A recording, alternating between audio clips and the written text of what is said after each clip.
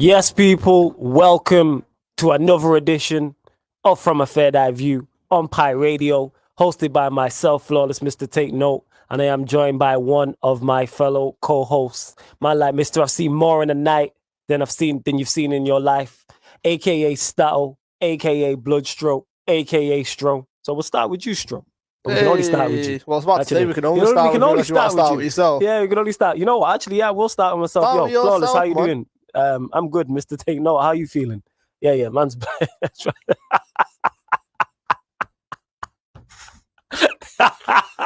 I hate this guy so much. Oh, geez. For those that are listening that didn't see that, I did the whole switch like I was talking to myself. But yeah, first and foremost, love to our brother JV. Hopefully he will be back next week. Don't worry, people. Two things. One, he's absolutely fine. There's no issue with him whatsoever. He's all well and good. And secondly, we haven't broken up either. You get what I'm saying? There's no Joe Budden podcast. I was just about to say that. There's no Joe Budden podcast. He hasn't been left off Bad and Bougie. He's not left the label. Just putting that out there. So love to our brother JV each and every time. But yeah, Stro, how are you doing? I'm good. Exciting games this weekend. Some ridiculous results, which I'm looking forward to. I've been looking forward to this. Oh, jeez. Yes, there has been. Since Saturday night.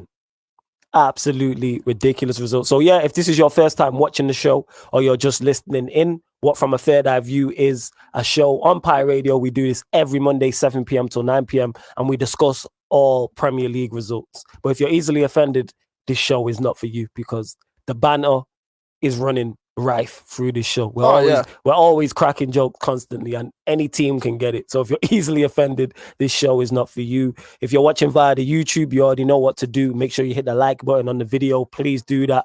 Make sure you share it across all the socials and make sure you subscribe to the channel also, Pi Radio. If you're watching via the Pi Radio Facebook or Twitter, do the same things via the Twitter and the Periscope. Retweet the tweet and like the tweet. And if you're watching via the Facebook, like it and please share it on your Facebook. So, on to this weekend's results from the Premier League. I think there's only one place to start. I agree. There is literally the beatdown of the season. Is it the beatdown of the season? They're at home to a team that's getting relegated. Yes, it's the beatdown of the season. It's the beatdown of the season. It's the beatdown. So, for those that don't know, the result we are talking about, which you should know, is Chelsea 2, West Bromwich Albion 5. Let me repeat that. Chelsea 2, West Bromwich Albion 5. And that's at the Bridge as well. It wasn't at the Hawthorns. This was at Stamford Bridge. That's some unstable bridge. Yeah. That bridge. Yeah. That's what it is. Stamford Bridge, that was that. Let me repeat that. Chelsea 2, West Bromwich Albion 5. Obviously, on all the live streams as well. I've just been running with all the 5 jokes. We have 5 people watching across all platforms at the minute. The irony.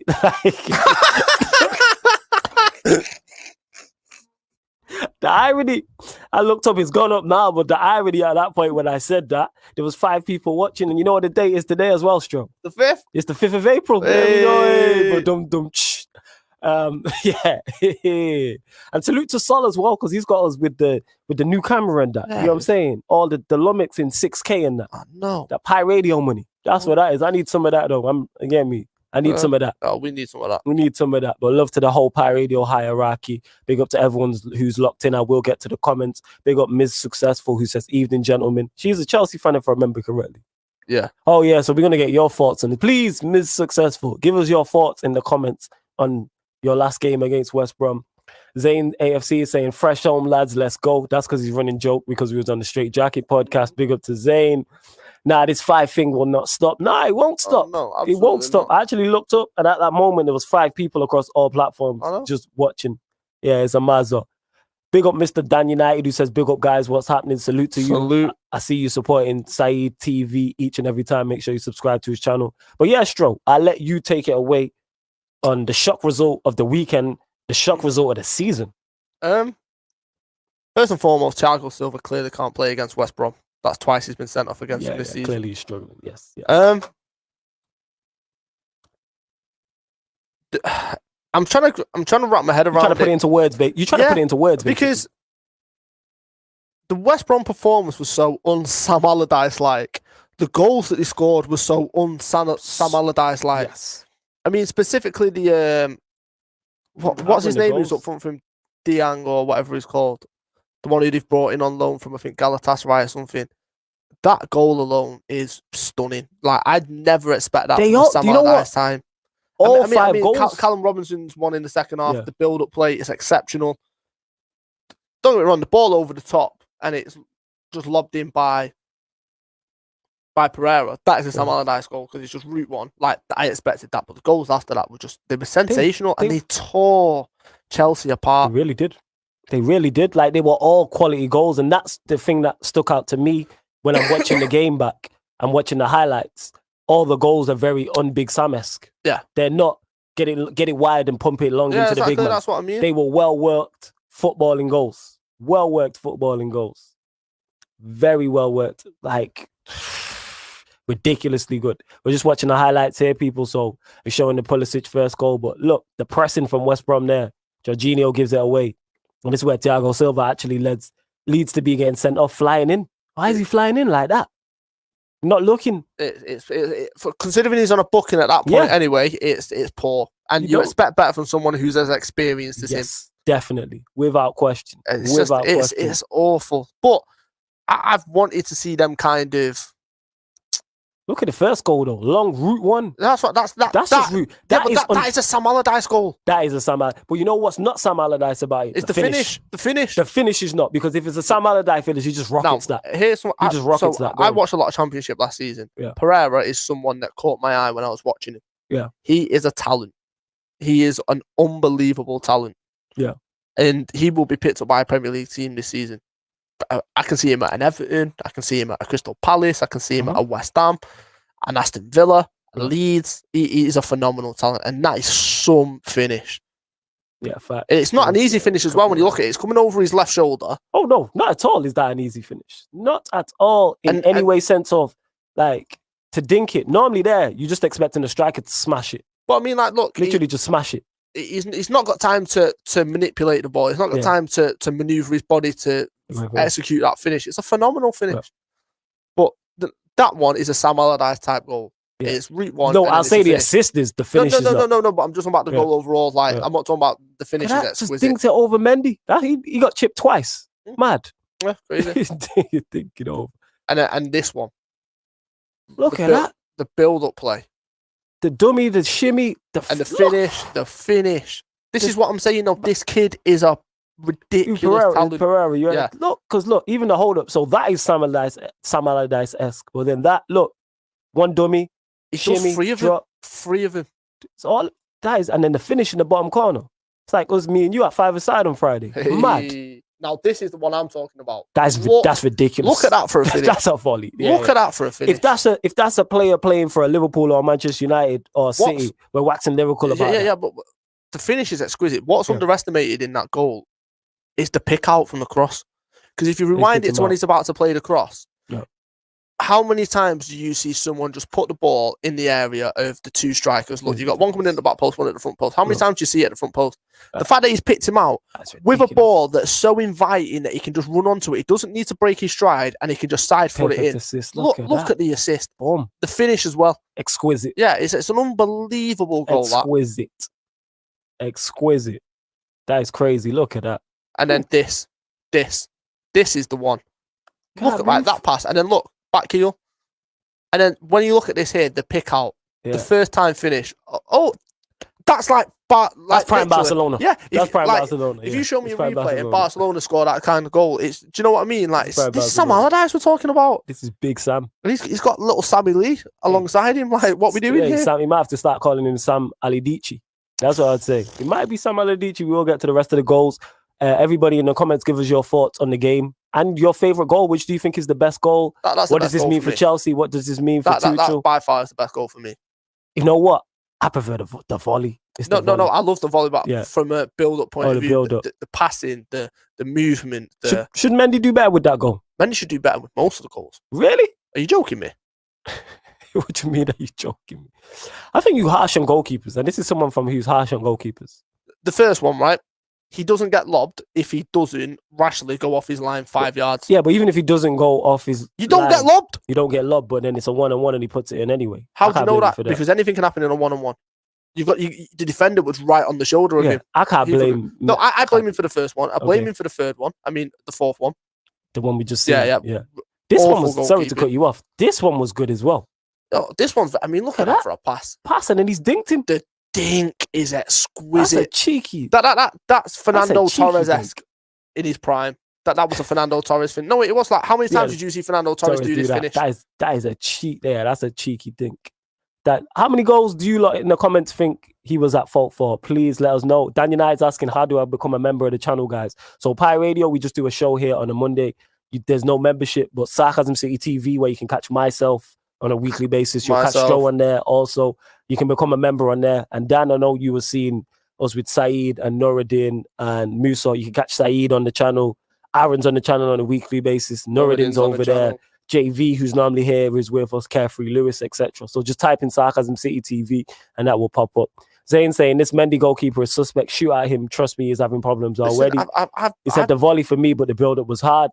And he also says, mind you, Mendy is 6'5", this guy, you know. I've been critical of Mendy since they bought him. He's not the answer. You don't think he's the guy? No, he's not. He's definitely not the guy. Okay. And do you know what I found the most entertaining about the result? Yeah. Obviously, I was at football on Saturday. Grassroots football is back, over the moon. So I only heard about the result from one of the lads who was on the side of the pitch. Yeah. When I got back and I started watching football content and I started seeing Twitter, Tuchel needs to answer for this. And it's like, you're after his head already, but you're that Lampard slide for a ridiculous six whoops. It's like, is it a bad result? Yes. What I want to see now is how Chelsea react from this. That's the interesting part. Go on. Now they're in a top 4 race.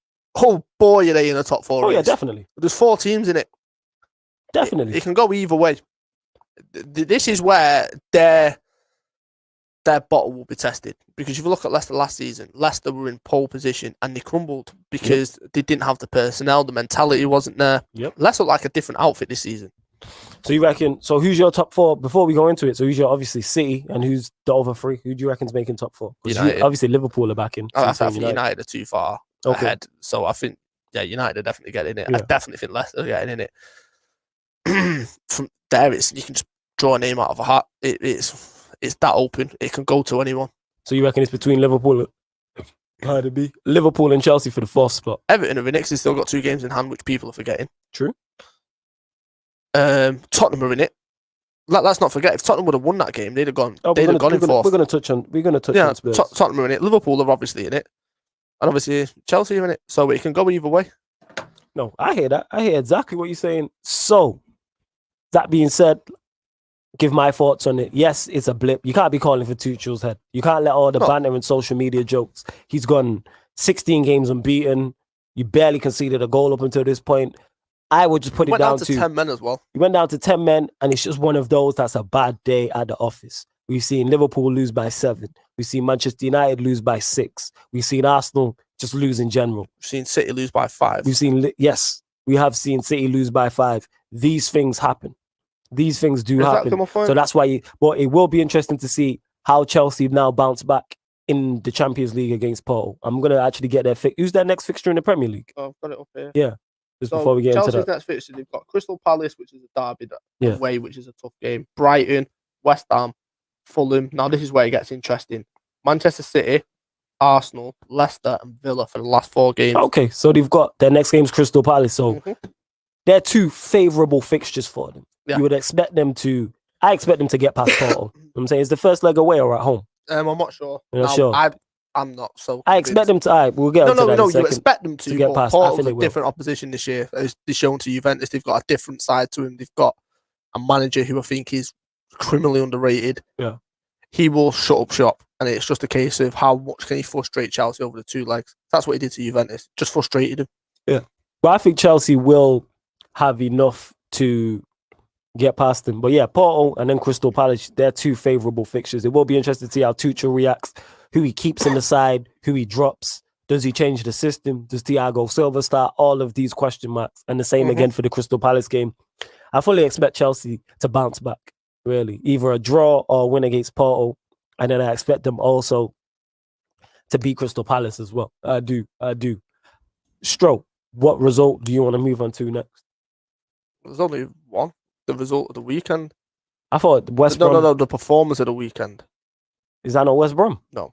Come on. If you watched the game, it was a complete shutout from minute 1 to the 90th minute. It was, but West Brom's performance was No, West Brom, but I'm talking about, like, considering where we've been. Come on now. It is heavy Arsenal tax, but here you go. I'll take it away. So Liverpool, I mean, Stroh is talking about Liverpool winning 3-0 at Arsenal. Give us your thoughts on it. I'm going to give mine, because I watched it. I did enjoy the game, actually. Pure domination. We just camped in their half for 90 minutes, practically. They were a goal up as well, by the way, people. They never looked like they were doing anything. They never... Gary Neville said it best on commentary, which was, they're not showing any belief. There was no real togetherness in that central midfield, which is what completely got them torn apart, because they were struggling. But there was no, like, you had Ceballos in that team, and you look at Ceballos as a player, he's a front-footed player, so he wants to get the ball forward. Everything was just going backwards. There was no desire to just knock the ball into midfield and break the line of the press, you know what I mean? It's like they were scared to do it, and for us then that was fine, because Thiago and Fabinho were phenomenal next to each other. I mean, Fabinho got man of the match, and it was between him and Trent, but I'm just going to say this now. I think it was Joe, but that's just me going. I'm just going to say this now. When I've sat here for months and said that Liverpool's problem is the fact that we don't have a centre-back, this is the longest centre-back partnership Liverpool have had all season, right? Okay. Yeah. We've never had two centre-backs until these two that have actually been fit enough to play with each other, which then meant we can move Fabinho back into midfield. Look what's happened. 4 clean sheets, 4 back-to-back wins. That's no coincidence. I get your point. Keep going. Stability. Robertson starts to look like the Robertson from last season. Trent, who I'm going to come on to in a second because I've got a whole clip for that. They've never been excuses. I'm a football man, but I also manage a team. I also look at how to structure a team. And I'm also very critical of teams tactically when it comes to certain things like that. So when I looked at this Liverpool team, obviously centre-back stands out, because 19 centre-back partnerships isn't going to win you anything. You all know the phrase and the saying, defences will win you titles. Yes. Having 19 different centre-back partnerships in the Premier League isn't going to win you a Premier League title. Whatsoever. No, it's not. It's never going to win you a Premier League title because it's not sustainable. How are you meant to form relationships? You heard Gary Neville when we were listening to the clip where he's talking about Trent going to England, how he had Steve Bruce next to him. Do you know what I mean? Yeah. How Robertson had Van Dijk next to him, telling him when to go, telling him when to stay where he is. Facts. You don't do that because you've constantly got, it's just like a rotation. You start to build a relationship with one, then 2 games later they're injured, and that's exactly what Liverpool were having. They never had a 4-game stint where you had the same centre-back partnership, and that was the worst thing. Now look at it. Yes, Kabak and Phillips are underprepared. They're not really very experienced, but 4 clean sheets from them two. In this position, we've kind of got a spark back in our season where we actually can go and fight for top 4, which if you'd have said to any Liverpool fan or any football fan, Liverpool lose Van Dijk for the season, Gomez for the season, Matic for the season, they're going to have 19 different centre-back partnerships. No one would have ever thought they're going to challenge for top 4. And that just comes down to this group of players. But Fabinho in midfield, it's a game changer. He is the best defensive midfielder in the Premier League at the moment. And he showed that. It's quality. He showed that on Saturday night. He was unbelievable. And then the man of the moment, the man that's in the headlines, the man that everyone's talking about, whether he should go to the Euros, whether he shouldn't go to the Euros. Let's talk about Trent Alexander-Arnold. All right, we'll go into this. And big up Ryan, who says big up Flawless and Stroh. Before we get into that, he says big up Flawless and Stroh. Zayn saying, we got tragic Scott up front. I give up on this side. He's also saying, Milner should have got man of the match. We will touch on Arsenal, of course, before. Yeah. After Stroh's finished speaking about Trent and England with the Euros, we will touch on Arsenal. A couple shows ago, I did statistics on England's right backs. Yeah. In terms of Walker, Trippier, Reece James, Trent, Matty Cash and Ayling were also in there. So these stats were defensively and offensively, right? Mm-hmm. Offensively, who was the best? I can't remember. It was terrible. It was Trent. Okay. In terms of assists, expected assists, etc., etc. Defensively, who was the best? Wan-Bissaka, which you expect. Second best was then Trent Alexander-Arnold. All I'm hearing is Trent can't defend. Trent doesn't take pride in defending. So why is his statistics showed he's the second best defensive right back in the Premier League in terms of dribble pass rate, in terms of expected tackles won, interceptions? Why is that? I hear you. So this whole nonsense of Trent can't defend, I understand at times in Liverpool's system how he is left exposed. Yes. In a 1v1, which if you're playing against the best of the best in wingers, obviously they're gonna cause you some problems. But why is Reece James struggling in a Chelsea team where he's got Kante, Jorginho, Kovacic, who, do you know what I mean? Where he's actually got like support there. He's got the worst dribble pass rate out of all the right backs in the entire league, not just English, in the entire league. So what are we talking about here? So what? Because Trent's not doing the numbers where he's breaking his own assist record, suddenly there's a problem. That was never sustainable. He's never going to keep up them kind of assists. Gareth Southgate, on behalf of Liverpool fans, thank you very much. You have... Something's clicked in Trent's head where he's thought, you know what? I've got a point to prove here. I've got a chip on my shoulder. Thank you very much. Because that Trent Alexander-Arnold on Saturday is the best Trent Alexander-Arnold in a full 90 minutes I've seen. In terms of defensive, Aubameyang was nowhere to be seen. Nowhere to be seen. Not once did he get past him. Not once did he threaten him. Because Trent never let it happen. And then you look at the delivery for Jota's first goal. And I genuinely mean this. De Bruyne can cross a ball, yes. Gary Neville said it. He's not seen a cross like that since David Beckham in the Premier League. The cross was quality. That cross. And you're contemplating not taking that to the Euros. Are you having a laugh? Reece James can't cross the ball like that. Kieran Trippier hasn't got the technique like that. Kyle Walker most certainly doesn't have the technique like that. What are we talking about here? Hey, I get your point. So it's like, please, Gareth Southgate, come out with a wild statement about Trent Alexander-Arnold every Friday night. Please. I will pay you everything I've got. Do it. Because look at the performance that you got out of him. Honestly, it was outstanding. And like I said, from minute one, it was a complete beatdown. And the levels were shown between the two squads and the teams. Completely shown. From minute one, we dominated possession. We were aggressive. We were pressing. We were in the faces. We were direct. We looked like the Liverpool from last season. Yeah. Mane was a handful. Never scored. But my days, he never let the left back settle once. He never let Tierney settle. He never let Cedric settle when he came on. He never, never let Chambers settle. And it was just a complete beatdown. And it was a phenomenal performance. But Arsenal... Yeah, before you're going to get onto that, because we spoke about Liverpool and how just Klopp try and evolve it. And he did that. He took off Robertson for Jota, pushed Milner to left back, if I remember correctly. And then he had Fabinho and Thiago playing as a 2. And then did he have Firmino in the 10 and Jota as the 9? Yeah, so basically what he did... So basically what's... The Sheffield United game was an eye-opener for me because what he did was, in that game, we were starting to get frustrated because we were missing chances. So he went to 3 at the back. Trent was one of the 3 at the back. Yeah. Robertson went to left wing back. Salah went to right wing back. He went with the 2. Yeah. With the 1 and then the 2 up top, which was Mane and it wasn't Jota at the time. Okay. I can't remember who it was. But so he adapted it then. And then what you see, when Robertson came off, so I knew Robertson was coming off because of how many minutes he played for international. I knew Ginny wasn't going to start because he didn't hold international. I knew Jota wasn't going to start. So it made sense to go with the standard 4. Yeah, that's what I'm saying. What he did made sense, but then when he changed it, when he changed it, it worked. Yeah, so Milner's played left back for Liverpool for a season at one point in the past couple of seasons, so he knows that's not a big issue, right? Yeah.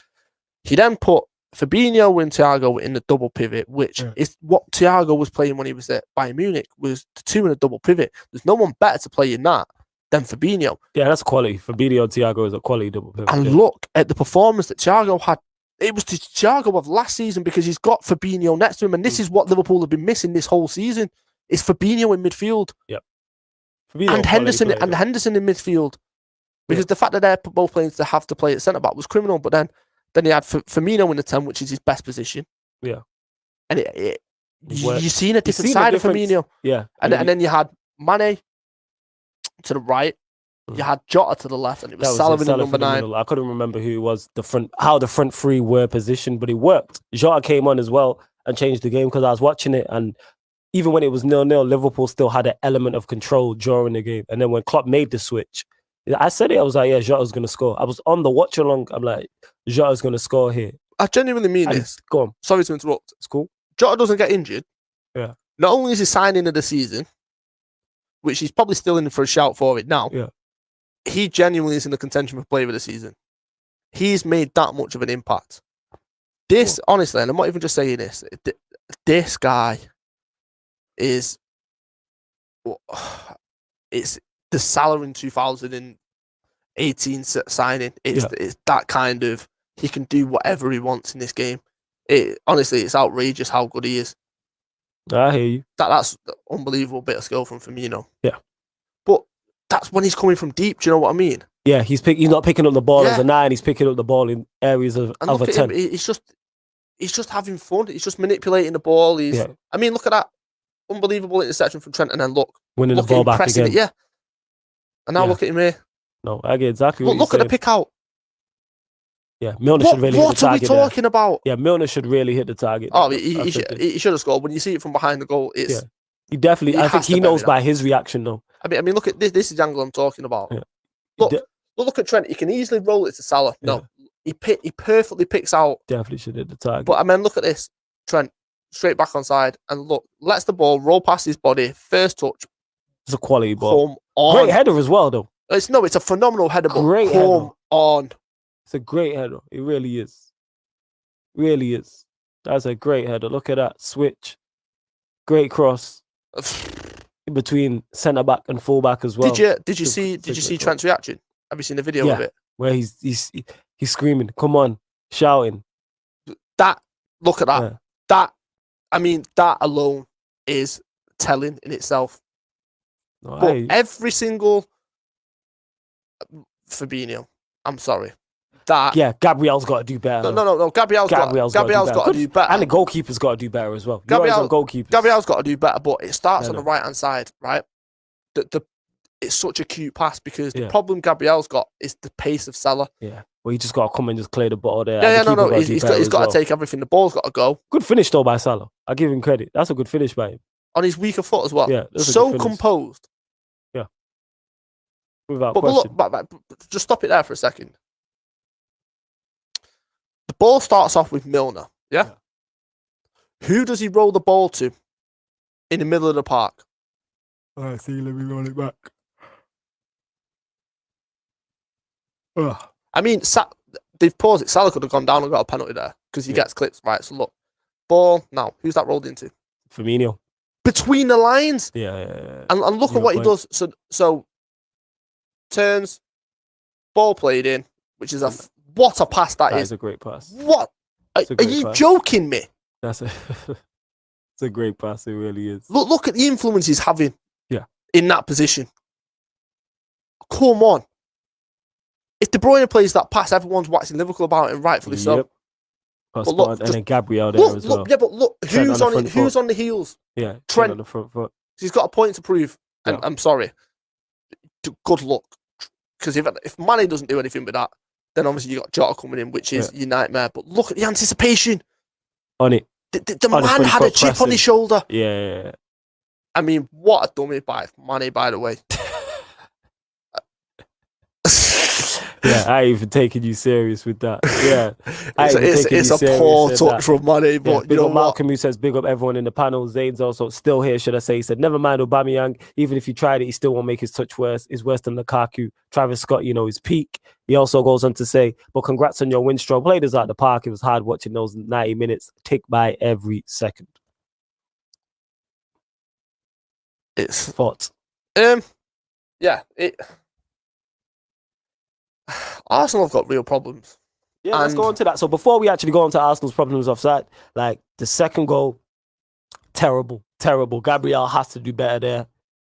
Your favorite for the ball, just clear it. But you go and slide, you miss it. Yes, you're worried about Salah's pace, but if you get good connection, that doesn't happen. Leno has to do then better after that. And then Gabriel for the third goal. Trent was good, but why are you trying to chip it out there? Like, that is not... When I see that, I was like, is this the guy you lot have been waxing lyrical about? Like, this is the saviour for Arsenal. Like, he's your best centre-back, and he's made 2 glaring errors for goals. glaring errors for goals. But yeah, where do Arsenal go from here? Because I've defended Arteta at times, even though I banner Arsenal a lot. Gabriel is his signing. Mm-hmm. That's his guy. Tierney is his signing. The goals we spoke about, Gary Neville saying nothing down our side. That's where 2 of the goals have come from. But Tierney was off injured at that point. That's true. That's a fair point. Yeah. So for me, Tierney's not at fault for that result. What? So, right. Well, I say this all the time, right? And the team's not that bad. If you look at it, you got Leno in goal. The back 4 is Chambers, Holding, Gabriel, Tierney. Yes, Tierney went off injured. You got Partey and Ceballos. Then your front 4 is Pepe, Odegaard in the 10, Aubameyang and Lacazette. That's the problem. Go on, what is? That triangle in the middle. You don't think that works? Nope. Partey, Ceballos, Odegaard. Absolutely not. You don't think Arteta can get more out of that? No. That is so unbalanced, it's crazy. Why do you think when we switched our system, we specifically went to the 3 and we had Firmino and them 2? Go on. Because that left that exposed. Ceballos isn't a defensive midfielder. That's true. So why are you playing him in a double pivot as a defensive midfielder? Yeah. Number one. Right? So you're leaving Partey exposed by himself. Yeah. Which then means that, and you spotted it, Thiago was just going into the space. Yeah. And picking the ball up on the half turn. Mm-hmm. Right? Odegaard isn't going to come back in and go into a flat 3 just to help relieve a bit of pressure. Could they kind of do it like, and they're not the same caliber? You see how Leicester have Ndidi and Tielemans, and they play, if I remember correctly. Kind of, I wouldn't class Tielemans as a holding midfielder, but he'll play from a deeper role. Yes, he'll break the lines. No, because what Leicester specifically, and I wish I had my tactics, but what Leicester specifically do is they'll have Ndidi as the main pivot, right? Yeah. You'll then have slightly to the left, slightly higher, is Tielemans, and then they'll have Maddison, who's more advanced. So it's like a triangle in an extent, but it's not it's not an orthodox triangle, is what you're telling me. Okay. So then what will happen is defensively, if anything happens, then they can revert back to it. But Tielemans has got defensive bones in him. Do you know what I mean? Yo, man said Arteta is dead. He's dead food, man. Thought because he chilled with Pep for a hot second, he was going to be the man. Kiss my teeth.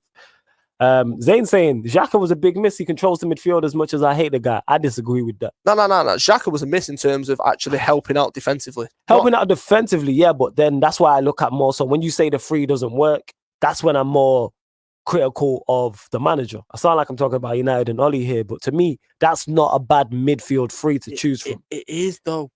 No, I think the way he used it. I think with Partey, you have a defensive midfielder who I think is top quality. Yeah, but with Ceballos, you have your... he's not as good as Tielemans, but you have your Tielemans equivalent. And Odegaard, I've not seen a lot from. But he's a very... what I'll say about him, he's a competent 10. You can see he can ball out. No. Odegaard can definitely ball out. Yeah. But Odegaard needs balls at his feet. Yeah. Odegaard needs 15 touches. Do you know what I mean? In the first 5-10 minutes. Like, Odegaard needs the feel of the game, right? That midfield 3 is criminal in that kind of game, because you're not going to have much of the ball. Yeah. So it's pointless having Odegaard there in the first place, because you're not going to get much of the ball. Yeah, I understand why you do it creatively. Yeah. But there's ways you can stifle that midfield 3 of us, because you've got Milner in there, who is an absolute workhorse. He's not giving you any second to breathe. Yeah, because you got Milner, you got Fabinho. Fabinho is just is dominant. Yeah. And then you got Thiago, who's got the creative. So, for example, when Ceballos is leaving Partey exposed, which he was doing, you then notice Firmino was starting to come deep into the space. Thiago was starting to go into the space. At times, Firmino was starting to go into the space. Salah was starting to drift into the space. Nat Phillips was just pushing everything up because they couldn't get out. And the reason they couldn't get out is because that midfield broke down. And the reason why it broke down is because you've left Partey exposed by himself with Ceballos. It's mad because I'm looking here at the bench. So they had Bellerin, Willian, Cedric, Pablo Mari, Reece Nelson, El Neni, and Nketiah, Matthew Ryan, and Martinelli on the bench. You play El Neni next to him for the first half. That's more stable, and it's more defensively. It's more stable. Yeah. But this is the point that I'm trying to make: is they didn't do anything with the more creative players in the field. They couldn't get hold of the ball. The reason why they couldn't get hold of the ball because it was falling apart. Because it's like a clock, right? I think it's like a clock. in terms of what I'm trying to paint a picture is you've got so many different things that are working in unison to make sure that when you look at it, it tells the time. There's so many different clogs and different things turning in order to make it work. Look at that Arsenal team. There's so many different things that have to go together to make that work as a unit. Yeah. That unit completely fell apart in the middle. So why would you then not look at it at half time and think this clearly isn't working? Well, that's more so on them. That's definitely more so on the manager. No. And this is my point I'm making. My issue is Arteta. Arteta ruined that game for Arsenal. Yeah. It's just JV's agree with you to an extent. He said, I think the front line is the problem, but more than everything else is very unbalanced. He said El Neni over Ceballos makes sense because El Neni can defend. Ceballos ain't got a defensive bone in him. Now I hear that. I get your point. Because specifically, look at the opportunity that Salah had by the keeper. Yeah. Because the reason why is Firmino moved into the space operated by Ceballos because I think he's left by himself. Yeah. El Neni doesn't give that kind of space. You look at what was the goal now? Or you look at the Milner chance where he's free on the edge of the box. You've got two defensive midfielders. He's not free on the edge of the box. I hear your point. These chances can be prevented. Smith make the attack more balanced. Same with the midfield. Yeah, Saka's a big miss for you lot. Saka is a massive miss for Arsenal also. Because I look at that team, and that's why I say I'm critical. Yes, it's not, but you can make that free work, but you don't play Ceballos. If you're trying to play on a counter attack, then maybe you go with your two more workhorse-like, and then you play Ceballos in the 10. Or you go 4-3-3, or you just play Odegaard or Ceballos. Come on, has Arteta genuinely not watched Liverpool for the past 3 seasons? At what point does he think he's going to dominate possession over that Liverpool squad? Right. So obviously you're going to play on a counter attack. Yeah. If that. And the thing is, with the pace of Pepe and Aubameyang, you actually have, and Lacazette, and you can throw in that mix as well. You actually have the players to play on the counter attack effectively. You can, but this is Arsenal's lookout though. It's criminal from them. It really is. Even when I look at the bench, maybe you're relying on Mohamed El Neni to come into the side and be the guy to make the difference. And we've seen his deficiencies. Ask Arsenal fans all about it. No, he's got massive deficiencies, but he could have made a big difference in that game. He would have made he could have made a bigger impact than a Ceballos. But I think that's more underlying about Arsenal's issues that you're looking on El Neni to come in and be the guy. And this is the point now. This is why they're 10th. And this is the point that I'm coming on to is, like you said, the fact you're having to rely on El Neni, who I genuinely believe would have made a massive difference, but what difference is he going to make going forward? Do you know what I mean? Like, he's not you're damned if you do, damned if you don't type of thing. He's not good enough. Half of that squad isn't good enough. Half of that squad would not get into a top 10 team. Like, come on now. No, honestly, I'm not even just trying to, like, let's be realistic for a second. Gabriel does not get into United, Liverpool, City, Leicester. Maybe United, but carry on. I get your point. Everton, I don't think he gets into. Probably not. Villa he definitely doesn't get into because you look at that partnership. I don't know. That Mings mistake. I'm not 100 on Mings, but I get the point. I get the overall point you're making, like in terms of the lack of quality. It's like Tierney, you can make an argument for. Fine. Cedric, don't even start.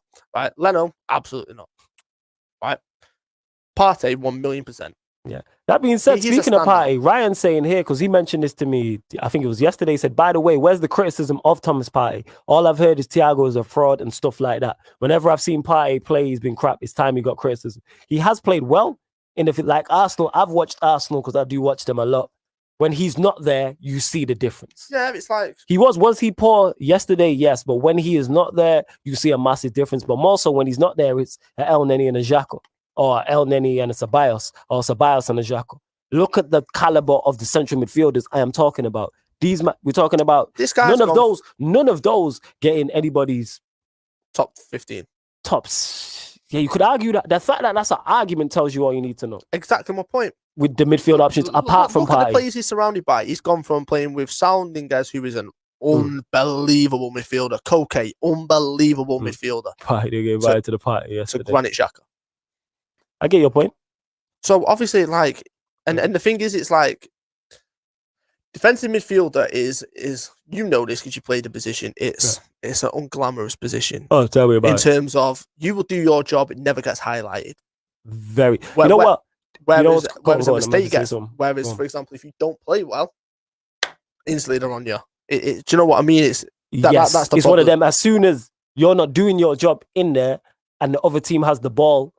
not only is your attackers not getting the ball as much, your attacking midfielders ain't getting the ball as much, your defenders are more under the cosh, and then it's on you. And whether you're playing in a 4-3-3 or you're playing in a double pivot with someone, used to now come under fire. Like it's always, you'll hear this as a manager.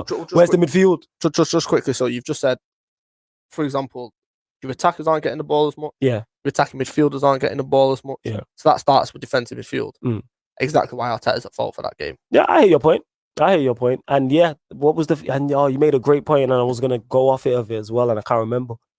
Oh, it's bugging me. Hopefully it'll come back to me, because I had a great point I was going to make in response to something you said. Yeah, because as well. About it being an unglamorous position, but one day is what I was going to say. The players in the team and the manager, but especially the players in the team, when you are playing that role well, can't sing your praises highly enough, because they know how much easier it makes their job. Like, I play DM. Am I a fantastic DM? No. But the centre-backs and the full-backs I've played with, and my 10s actually, always praise me highly, because they know how much I help them out with their job. So they know that. I always get on with full-backs, because I'm always like doubling up and stuff like that. So for example, Jordan Henderson is the epitome of that position. Right, your point. In terms of, it's a difference when he's not there. Yeah. The players that play with him absolutely love him and sing his praises in terms of Robertson, the midfield, the attackers, because what it gives you balance. That midfield for Arsenal just lacks any balance. It lacks, it lacks any quality apart from Partey. It's poor. That's where I would go with that. I agree more with the second part. I think the balance is there. I think the issue that they have is just a lack of quality. Like Ceballos, how many top 6 sides is he getting into? El Neni. There's a reason he's not at Real Madrid. Let's not get it mistaken. Yes, it's all well and good saying we've got to play from Real Madrid. There's a reason he's not there. Yeah, I get your point. Zayn here saying you cannot just come in and adapt straight away. Thiago's ballers around him. I know Liverpool fans would have Partey over Thiago. What I'll say to that though, Zayn, is to me, they're two. No. They're two different midfielders. Completely different midfielders. Like, I rate them both highly. If I'm looking at a defensive midfielder who's just going to destroy and give to my creative players and cover ground, I'm going with Partey. If I'm looking, to me, they're the perfect. That's a blend. Them two together is a nice blend. And that's why Fabinho and Thiago work so well. Because Fabinho is more a Partey type in terms of, I think he's better on the ball than Partey, but he's more of a destroyer. He'll win the ball back and then give it. And again, that's a preference thing. So I wouldn't compare the two. I rate them both highly. I've waxed lyrical about Fabinho many a times. I think he's top quality. I think Partey's top quality. If you remember correctly, I wanted Manchester United to sign him in the summer. Yeah. Because he reminds me of Ndidi. It's that type of thing. They're similar. So that's how, they're very similar. And that's why I would like in my team. I think they are very unbalanced in their way they play without Saka and Smith-Rowe. I think that's just a quality thing more so though, JV, I think that's just a lack of quality. Because I think if you put Saka in that side, he just makes a difference. And Zayn here saying, this is why we need Basuma or Awawa next year with Partey. I hear that, and that's quality. Because Arsenal do lack quality. Because again, we're talking about Mohamed El Neni coming in and being the big difference. When you're relying on Mohamed El Neni to make the big difference, you have issues. If Arsenal were relying on Saka to come in and play that role, then that's a difference because Saka's quality. If they're relying on Partey to come in, if it was Xhaka and El Neni in the role, I understand that. But you're relying on El Neni. It'd be like me as a Manchester United fan, like, all right, we're waiting on Dan James to come back to be our guy on the right wing. It's like, you got major issues.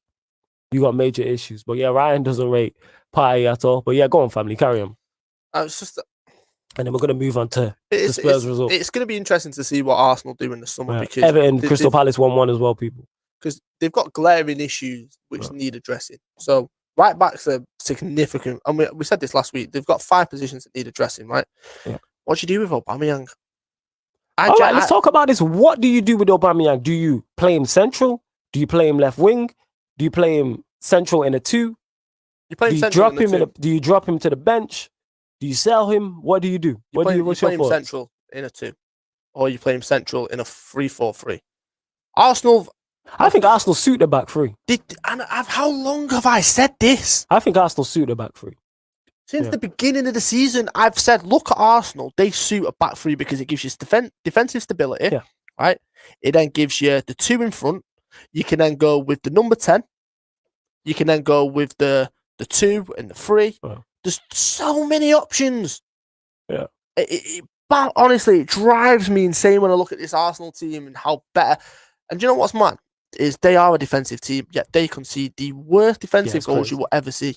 Crazy. But for me, you've got to play him central. You have to play him central.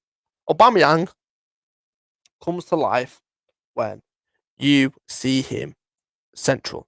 If you go 3-5-2 with, for example, Lacazette up front, I think it fits them. When I look at their squad and what they have, I look at what Tuchel's done at Chelsea, even though they got beat 5 by West Brom. That formation could have that type of effect on that team. So right, even though they're not the best players, like let's just go with this. Leno in net. Yeah. Right. You then get a right wing back because they need that addressing. Yeah? I think Bellerin would probably be a better wing back than he would be a wing back. Yeah, exactly. But so then you've got that, right? Yeah, you've then got Chambers who can play right centre back. Yeah. David Luiz, who's the ball playing centre back at there. Gabriel. Yeah, Gabriel's left footed as well, so it fits. Right. You can then play Tierney. Saka or Tierney as the left wing back. Yeah. You've then got Partey and for the moment Xhaka. Yeah. Not great, but it's solid enough. Right. Yeah, definitely. You then go Odegaard in the 10. And then you've got Lacazette and Aubameyang. That will win games. And what's mad is you got more options because you said you can go to a 3-4-3. You could play Smith in the 10. You could play Saka in the 10. If you want to go a bit more offensive, you could literally have a midfield of Partey, and then you could have Saka and Odegaard as 2 8s if you wanted to. And you got options of Saka and Smith. And this is why because my team plays 3 at the back, and the reason why I love 3 at the back because defensively it gives you stability, but offensively, there's so many different things you can do. Otherwise, we would have brought you on. But yeah, big up Sparks in the building also. Yeah, man, love. Yeah, man, cameras and that. Big up Sparks every time. Big up. Ober and Lacquer against 2 centre-backs would be a problem for teams. They're using what they are most equipped to do. And I hear that because most teams, what JV just said there, aren't used to playing against 2 strikers. And I think if you ask Lacazette and Aubameyang, I think if you ask any striker, most strikers, do you prefer playing up front by yourself or with a partner? They're going to say with your partner. With a partner. I play as a holding midfielder. If you ask me, do I prefer 4-2-3-1 or 4-3-3? Guess what I'm going to say? 4-2-3-1. Because give me some help. Because here's the thing: when you look at them two specifically as a striker, they're 2 different types of strikers. Yes.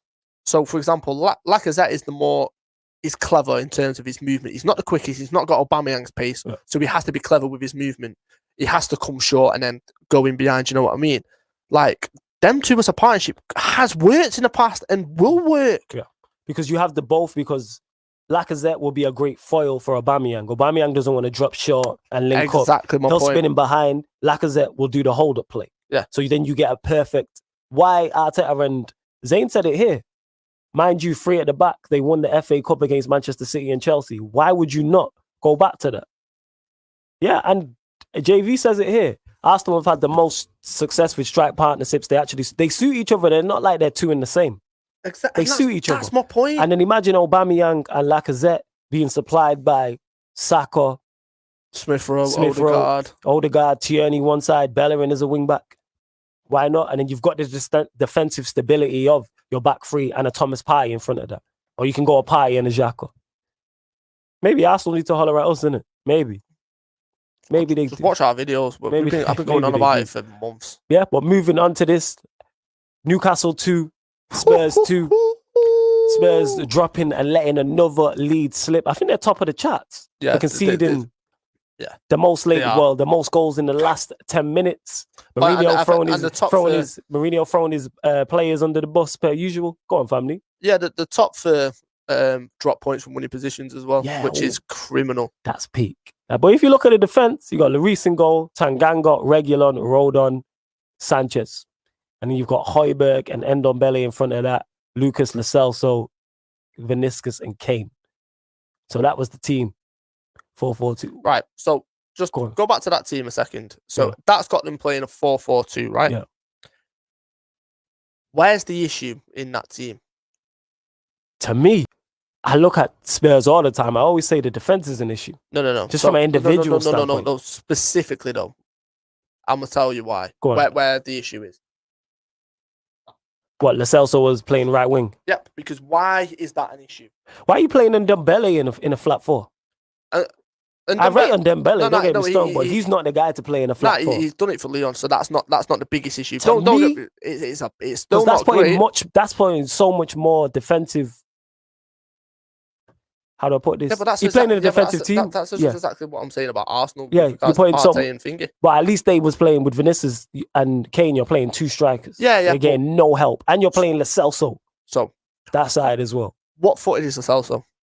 He's left-footed, so he's going to cut in. Which then leaves what? Space. Which then leaves Tanganga exposed, and we know Tanganga is not the best. And more to the point, if you scroll up, look at what system that they're playing with the wing back, and they got Matt Ritchie on that side as a left wing back. Exactly, and you know he's going to press on, and you know he's going to push on. And look what happened. The goal came from that side because Tanganga tries to clear the ball, and Lo Celso isn't there. It's awful setup from Mourinho. JV saying it was a good match this Spurs game. Newcastle had more shots than Spurs. Mourinho tax at his finest degree. I hear that. I hear exactly what you're saying. So it's like, straight away, as soon as I seen that, I thought that doesn't look right. It just doesn't make any sense to me. You know what this is? Now, because I didn't know that, because I watched the game. I was watching it in bits and pieces. I didn't see the starting lineup. Now I see this as the starting lineup. You know what this is? This is Mourinho saying, I'm done. Yeah. This is Mourinho saying, I'm done. He's with this team here, has pressed the self-destruct button. Like, this is where now, if this is a film, this is now going into the final fight scene. So for those who watch Marvel or watch any serious drama action films, you'll get the build up to the action scene. Like if you watch Fast and Furious, they'll always have a big, massive action scene at the end, but they'll be talking and they'll be planning. Mm-hmm. This is that now. The music is kicked in. Like seeing that team, why would you play that team? I don't think Mourinho has played 4-4-2 in 10 years or something like that. Why all of a sudden would you go to a formation as a defensive coach that is attacking? You don't play it like how we joke about Stoke. You don't play it how a Tony Pulis would play it. Because when they're playing 4-4-2, their 2 central midfielders are sitters. They might get forward, but they'll get back. You're playing Højbjerg, who's quality. You're playing Ndombele, who is an attacking, creative, free spirit. Then you've got Lucas and Lo Celso either side, who are not used to playing in flat fours. They're used to playing higher up the pitch as threes. And add on top of what I've just said, you're playing with a back 4 who all want to. So Rodon is young. We don't know if he's good. We know Sanchez is not good enough. Reguilon is an attacking fullback. Great crosser of the ball, by the way. And Tanganga likes to get forward also. Mourinho has pressed the self-destruct button with this. And now his press conference afterwards makes even more sense to me. And Spurs fans, let me look in the camera when I say this. Spurs fans, I told you this would happen. When you lot beat us at Old Trafford and you talk trophy Mourinho and we're top of the league and it's going to come, we told you. Let me look. Wait, there's another camera over there. Let me look in that camera. Let me face that camera. Spurs fans, we told you this would happen. Told you this would happen. Now look at you. Wishing you had listened to us. But we move. But back to it. Let me get to the comments. Fast and Furious, great comparison, flawless, my bro. Big up, Ryan. Yeah, man. We told you, man. That's what JV's saying. Big facts. He gives up. He wants to quit. PS, his next 30 mil. Already had 60 mil out of Chelsea and United. Yeah. So what are you, man, saying? Will Jose call it quits after Spurs or go into management again for international side? International side. I think international football suits him down to a T simply because he's not with the players long enough to fall out with them. That being said, you never know with Mourinho. But he would have to go and manage a lower level international side. He couldn't go and manage a France or a Germany or even a Portugal at this point because he would fall out with them. He has to, Stroh and JV mentioned it, a South American side, but not a Brazil or Argentina. A Uruguay. A team that fits his mold, more old school, aggressive, seasoned pros who know the dark arts of football. That's what that is. But he's thrown it away with this because I had no idea. And you've got Son's coming back from injury, so I understand that. But you've got Harry Winks on the bench. You've got Sissoko on the bench. I've seen him play against Fulham, and he played. This is why this makes no sense. He played Winks and Højbjerg, and then he had Sissoko on the right wing. That would make more sense. I'm not saying that's right in this game away to Newcastle. And do you know what else? I'm not so much the Sissoko on the right wing, more so they're playing the Sissoko in there with Højbjerg and Ndombele. To me, that makes more sense. Well, this is what I was about to say. And if you wanted to add Lo Celso into that, you can play the 3 and the 1 in front and then the 2 up top. If you want to, yes. Because you overload that midfield and what do? You dominate the ball at that point. As what Spurs should be doing against Newcastle. Exactly. And this is what I mean, the whole setup of it. As soon as I seen Lo Celso on the right-hand side, Tanganga behind him, I thought, Tanganga's going to get left exposed constantly. And that's exactly what happened. All the goals came from that side. Tell me I'm wrong. Watch the highlights. Tell me I'm wrong. All the goals came down that side. You're not lying. I do remember even the sitter that Joe Linton missed. Joe Linton came from that side. And why is it coming from that side? Because there's no balance and there's no help. Lo Celso isn't a defensive player. He's not got a defensive bone in his body. He's not defensively. And neither's Ndombele and neither's Lucas. So you're playing a flat four, and 3 of them ain't defensive minded. And then you've got 2 fullbacks who ain't defensive minded. And then Tanganga's not even a fullback. What are we doing? Yeah, I'm lost. No, actually, I'm not lost. I've said this. Mourinho's pressed the self-destruct button already. That's what that is. He's pressed the self-destruct button already. He's got to do better. Yeah, he really does. Well, great ball in. Good save. But yeah, Dwight Gale, he's got to do better there. And I think he knows by his reaction, the shake of the head, that he should. You see that there? The second one. Right, so Shelvey. Such a wasted talent. Technically, he's so good. Yeah. Look. So, what does he do? Pause it a sec. When it goes to him. Are you talking about Tanganga? Yeah. Okay. Because this is what, and I genuinely felt for him. Watch Tanganga now. Look, he looked down the line. The option's not there. So look, he panics because he's getting close down. So he tries to put it into a space. Look who then comes into shot. Celso. Not even bothered. Yeah. That's where the goal comes from. Yeah, that's shocking. But it comes down that side. Yeah. Because he's not got the support and he's not got the option. Whereas if that's a right winger, if Lo Celso's playing in a free, if that's a right winger, he comes deep and he comes wider so he can receive the ball. Because that's the first thing you're taught. Lo Celso isn't that. I mean, look. Yeah, look at his position.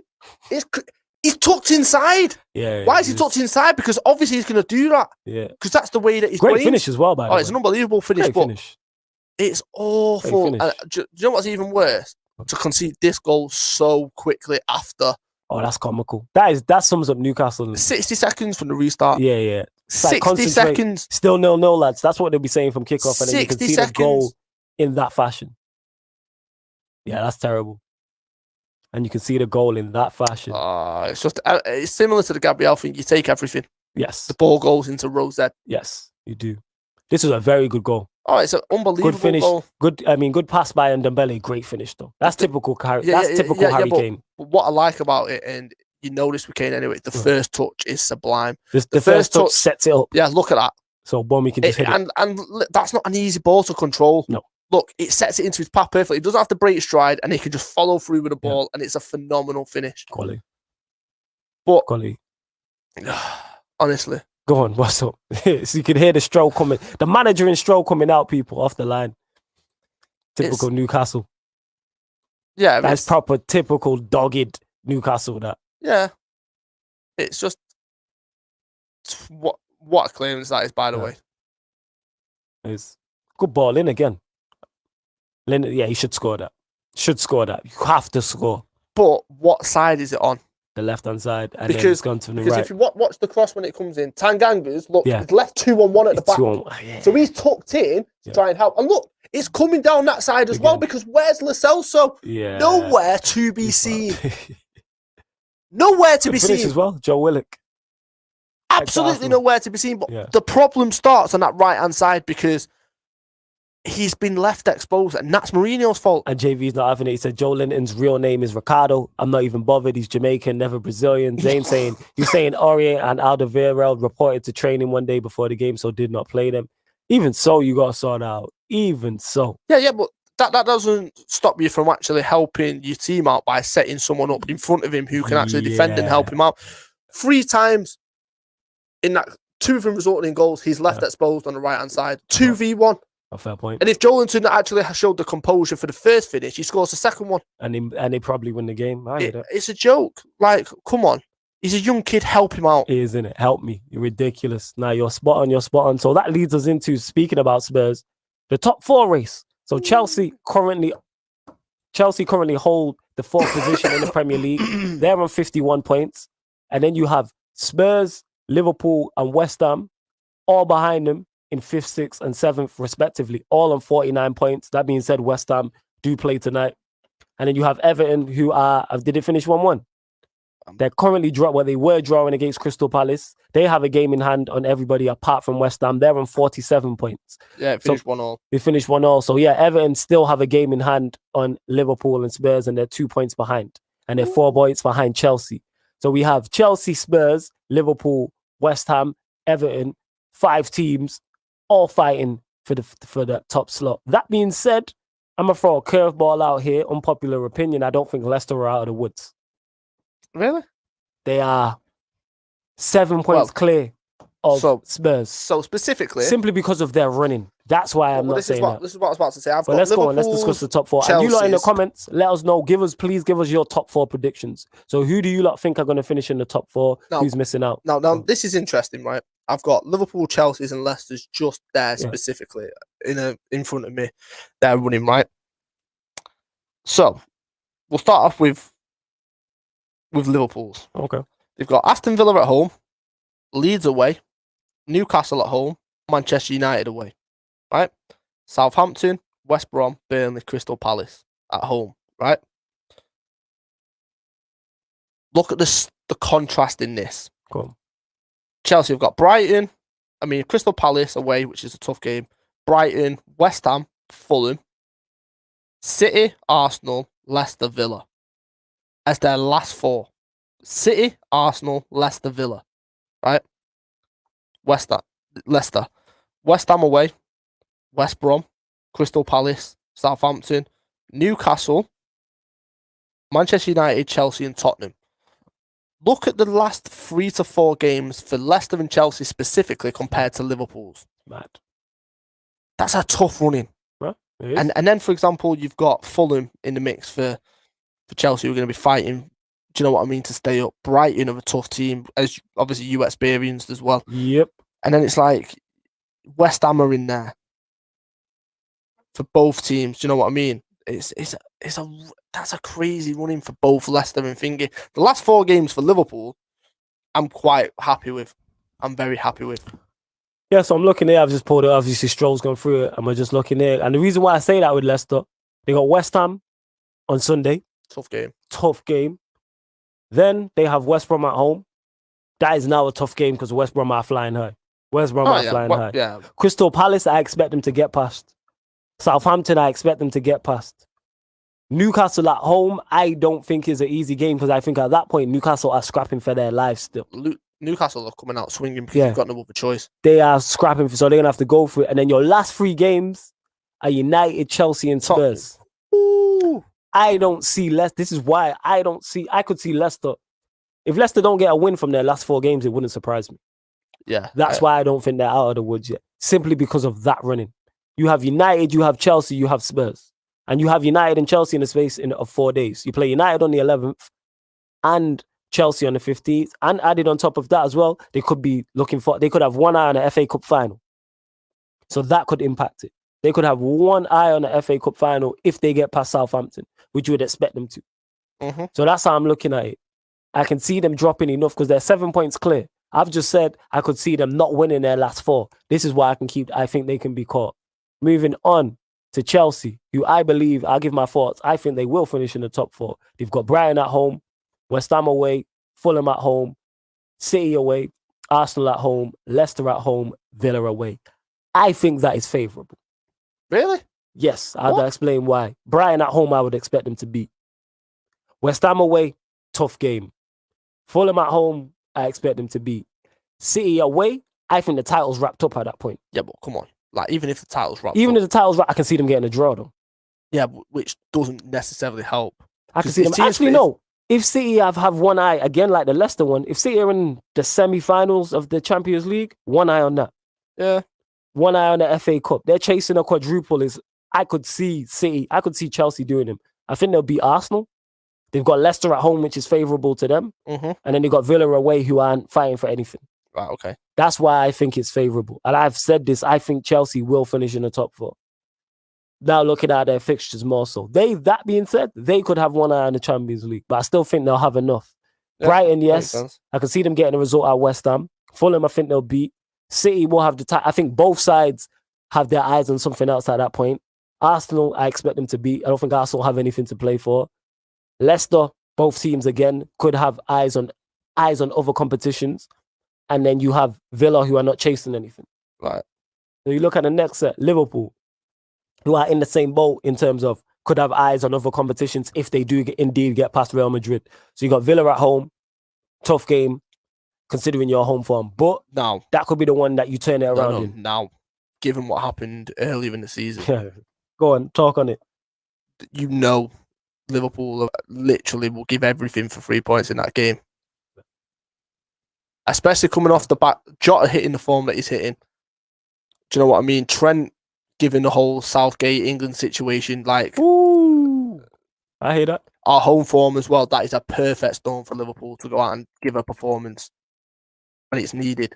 So that for me is, I'm looking forward to that game because that'll be a very good game.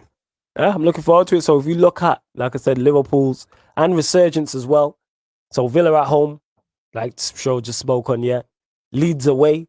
I think it's tailor-made for you lot. I do not like that result. I don't like that fixture. I think that's tailor-made for you lot. All that space that Mane, Salah, Jota, and Firmino going to get. All that space, but our defence. Yo, you got now Dini Phillips and Virgil van Kabak at the back, fam. You know what I'm saying? What were you saying? 4 clean sheets in 4 or whatever, or 4 in 6. Yeah, you got this solid in that. Come on, you know Leeds are crazy. You can't predict any Leeds result. That's if I'm a Liverpool fan, I'm looking for. I'm play. looking forward to it, but they're the one team I said from beginning of the season would give us our toughest games. Yeah, because it was the opening day of the season, wasn't it? Yeah. I reckon that's favourite. So to me, I'm saying no. You beat Villa. I agree. Yeah, you bake Leeds. I think it's all that space they are gonna with Thiago and Fabinho and Trent and Robertson. Now Fabinho's in that midfield. Yeah, space. I reckon. Yeah, and I hate both sides. So you know that's not no bias. Newcastle at home. I think you do Newcastle. United away. You never know. That's gonna be a big game. You never know. We are awful at Old Trafford. Yeah, but you could get a draw. Here's the thing, though. I'll take a draw. You give me a draw, I take a draw. Yeah, we could take a draw, but again, and I've mentioned this a lot, and I say this again, both teams could be looking at other competitions at that point. You lot in the Champions League, United in it. When's the last time you won at Old Trafford? It's a long time, isn't it? 2016, so it's 4 or 5 years or something like that. You do are awful, but a draw is a good result. Yeah, I'll take that all day. If you think about it, say for instance, you beat, in the next 4, if you beat Aston Villa, beat Leeds away, beat Newcastle at home and draw, 10 points out of 12, going into Southampton at home, West Brom away, Burnley away, and Crystal Palace at home. Yeah, but this is what I'm saying is you look at that last 4 games, that is so favourable for Liverpool. That's now. It all depends on what position we're in going into them last 4 games. I said this, that the top 4 Leicester would miss out, but we're going to get onto that anyway. Again, everybody in the comments, give us your top 4 predictions. We want your top 4 predictions and why. Let us know. But yeah, look at them, very favourable. Especially the Southampton at home, who are one of the worst in terms of form, one of the worst in the league. West Brom away, who might be fighting for their life. They'll probably be down at that point, I think. And more to the point, when you look at that run of games as well, forget the Palace one. Yeah. Name the teams. So you got Southampton, West Brom. So Southampton were the first team to beat us. Yeah. No, not the first team. Do you know what I mean? Like, Southampton started that bad run. Yeah. So you know that Liverpool are going to want to rectify that. Burnley, the home record. Yeah, that being said, they did do West that. Brom. West Brom. With the Burnley, again, they don't have much to play for. I think they're in pre-season mode at that point. No. I'm just talking about the history. Klopp and Dyche don't get on. Oh, yeah, they don't like each other, the whole argument. And the fact that they took the home record. Yeah. You know Klopp's motivating the players for that game. Yes. And then you got Crystal Palace at home again, another team not fighting for anything. They're favourable. To me, out of Liverpool, we've gone through... One thing we can't underestimate is Everton's game in hand. And Everton, we can't, which we're going to get onto when we get to Everton. We will. But if you look at, we've gone through Leicester, Chelsea, Liverpool's running. To me, the least favourable is Leicester's. So now, going on to that. By far, the least favourable is Leicester. We've got West Ham's, who we can't forget, who will play today. They kick off literally in like 5 minutes. Mm-hmm. They've got Wolves away, tough game. Then they have Leicester at home, which is going to be key. Then they have Newcastle away, Chelsea at home, Burnley away, Everton at home, Brighton away, West Brom away, and Southampton at home. If West Ham are still within touching distance with 3 games to go, they have a very favourable position. I don't think they get there, though. Declan Rice is injured, which has been mentioned. Here's a question. If they finish 5th and they miss out on top 4 by a couple points. Yeah. Is Moyes up there for manager of the season? Given the job that he's done. Behind, you can't really look past Pep, but behind Pep and the way he's come back, it's him, yes. Because I can't get over the job he's done at West Yeah, he's Ham. done an incredible job. Incredible job. Yes, behind Pep, yes. It'd be him if Chelsea get into the top 4 and win the FA Cup and or the Champions League. Tuchel's in the mix as well, if they do that. If Chelsea finish 3rd and win the Champions League and the FA Cup, that's coming in. If Chelsea finish 3rd in the FA Cup, yeah, but the whole Champions League should never be taken into account for the manager of the season in England, in my opinion. Okay, fair enough. But when we round it off, it depends what you want to impact it on. But it's still, I get your point. I get your point to an extent. So you got Wolves away. I can see that. To me, that's got draw written all over. Yeah, that's a tough game. Leicester at home, which is key. That could be key. Newcastle away, a team fighting for their lives. I put it this way. I could see West Ham not winning their next 4 games. Yeah. Wolves, Leicester, Newcastle, Chelsea. Yeah. That's why I think they won't make top 4. No, I don't think they'll make top 4. I don't think they'll make top 4. As good as the run that they've been on, I don't think they'll make top 4. And you take out Declan Rice from that. That's an even bigger problem. But one thing I will say is with 3 games to go, and they play Everton, which could be key. But with 3 games to go, if they're still, all they have to do is stay in the race. Yeah, all they've got to do is just be there. Stay in the race, thereabouts. And Brighton, West Brom, who are probably down. Brighton, who probably safe at that point. Southampton ain't playing for anything. Yeah. If you're still, I could see West Ham picking up 9 points from 9.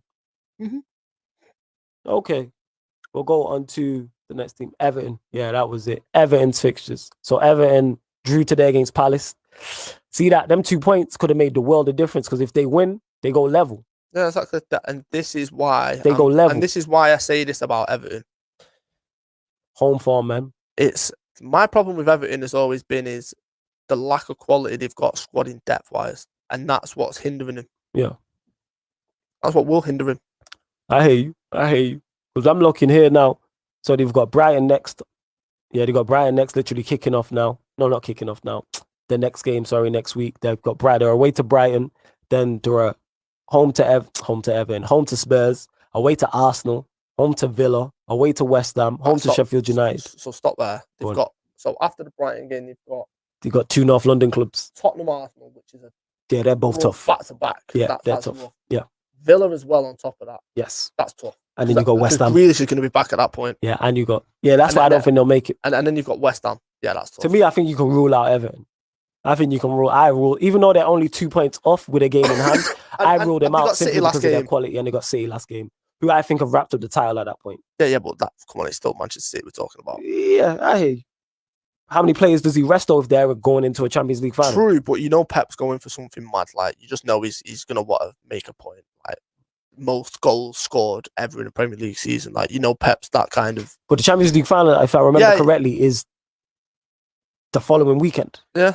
I mean, the following week. No, I agree, but you know, for example, he might want to play someone into form, he might want to give someone minutes for the... Do you know what I mean? So, Everton's running's tough. Very tough. Very tough. I think you can rule out Everton. So we're looking at West Ham, Liverpool, Chelsea, Leicester. To me, personally, I'm ruling out West Ham. Simply because you spoke about the Rice injury, they're running. So it's 2 from 3 for me. I'm saying it's from Leicester, Chelsea, Liverpool. And I honestly believe Chelsea and Liverpool do it. Oh, we didn't even speak on Spurs? Mad. Let's get Spurs fixtures up. Let's have a look here. So Spurs fixtures. Manchester United at home. Is that the next Sunday game? the 11th. Yes. Boy, I didn't know that was the next result. Then they play Everton. Then Southampton at home. Then the cup final. Then they've got Sheffield United at home. Leeds away. Wolves at home. Villa at home. And Leicester away. Yeah, they're tough games.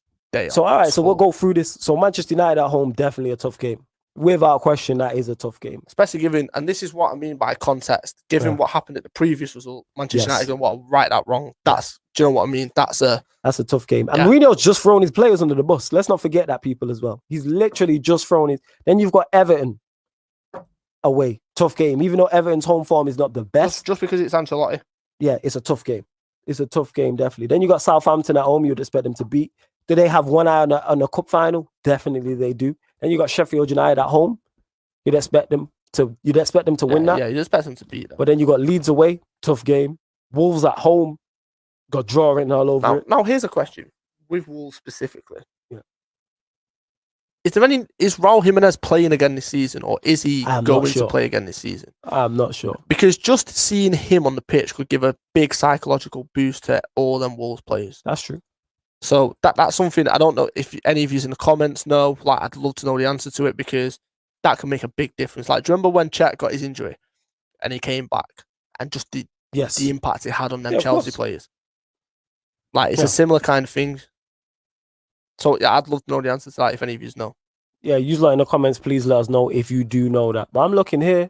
It was looking at Spurs. Yeah, they're favourable in parts. So the running of actually they're not even favourable. Nah, they're not even favourable. That running is terrible. And they got Leicester last game of the season, and that could go down to European places, top 4. Like this, that could go down. Yeah, 4th, 5th, 6th. Like, because Spurs are literally, like I said, it's really that tight in the table. It's really that tight. Like I said, Chelsea on 51 points. Spurs, Liverpool, West Ham, all on 49 points. Then Everton on 47 points. Bear in mind, both West Ham and Everton have games in hand. Are we ruling out Villa too quick, though? Because they played 29 games. They have a game in hand. They're on 44 points. I'm ruling them out, but that's just me. I mean, what's everyone else on 49? So they've got a game in hand, so it puts them 2 points off. It puts them in Everton's position where Everton are now. Bear in mind, Everton have a game in hand. So Chelsea, Spurs, and Liverpool have all played 30 matches. West Ham, Everton, and Villa have all played 29. It depends on the result at Anfield. I'll be completely honest. If they get beat, I think that's it. Who gets beat? Sorry, say that again. Because they've got us next. Okay. You reckon that puts the nail in the Villa finishing in the top 4 if Liverpool win? Top 4, yeah. Europa League places, no. Yeah. They can still catch Europa League places. So, all right. So what we're saying then, because I've said Leicester aren't out of the woods simply because of their running. They're 7 points ahead. They're 7 points clear of Spurs, who are in 5th. I just think it's Liverpool. I've said this. I think the top 4 will be Manchester City, Manchester United, Chelsea, and Liverpool. That is my top 4. What is yours? I don't want to predict Liverpool in there. All right, so what's your top 4 then? Back your guys. No. It's not even about backing my guys. I've given everything. This is context. Given everything that's happened with Liverpool this season, I don't even want to predict, because anything can happen. Another injury could happen out of nowhere to a crucial player. True. So, and given the fact that how many injuries we've had, anything can happen in this season. So, I think United are definitely set. Like, that, they won't be catched. I think Leicester are going to be in the mix. I think Chelsea are going to be in the mix. I think Liverpool's definitely going to be in the mix. I can't call the last 2 places. I honestly can't, because it could be anyone. So you're saying City, United, and then the final 2, you don't know? No. Just because of given everything that's going on, the context. Like, I've said I think it'll be City, United, Chelsea, Liverpool. I want to be wrong. I'd love Liverpool to miss out. I'd love Chelsea to miss out, to be honest. I like Everton to get in there. But I can't look past that. I really can't look past that. For Liverpool's transfer plans, other teams need Liverpool to miss out on the Champions League, is what I'll say. Say that again? For Liverpool's transfer plans, other teams need Liverpool to miss out on the top 4. Oh, definitely. Just for sanity and just good old, banter. I'd love Liverpool to miss out on the Champions League. That'd be great. That'd be fantastic. From Premier League champions to not in the Champions League anymore. That'd be great. And if you lot could go out to Real Madrid and lose 3-0 on the week, on Tuesday. Is it tomorrow your game? Tomorrow, yeah. Tomorrow, yeah. Use lot to lose 3-0 tomorrow would be fantastic. Make it 4. I'm saying in that. So I can just watch the Champions League. I want all the English teams to go out so I can watch the semi-finals in peace. Highly unlikely. But that's what I would like. Of course, I want Dortmund, PSG, Porto, Real Madrid.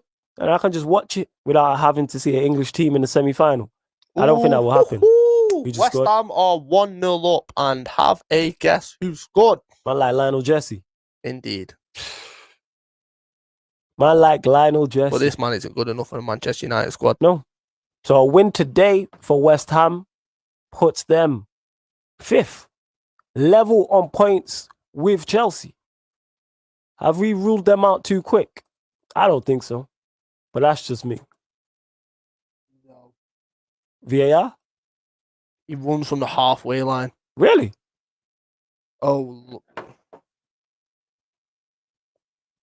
Sorry, I'm just literally talking about Yeah, this. we're just talking about. I'm just seeing Jesse Lingard's goal. He picks the ball up, he Yeah. runs, and he dances past. He really does.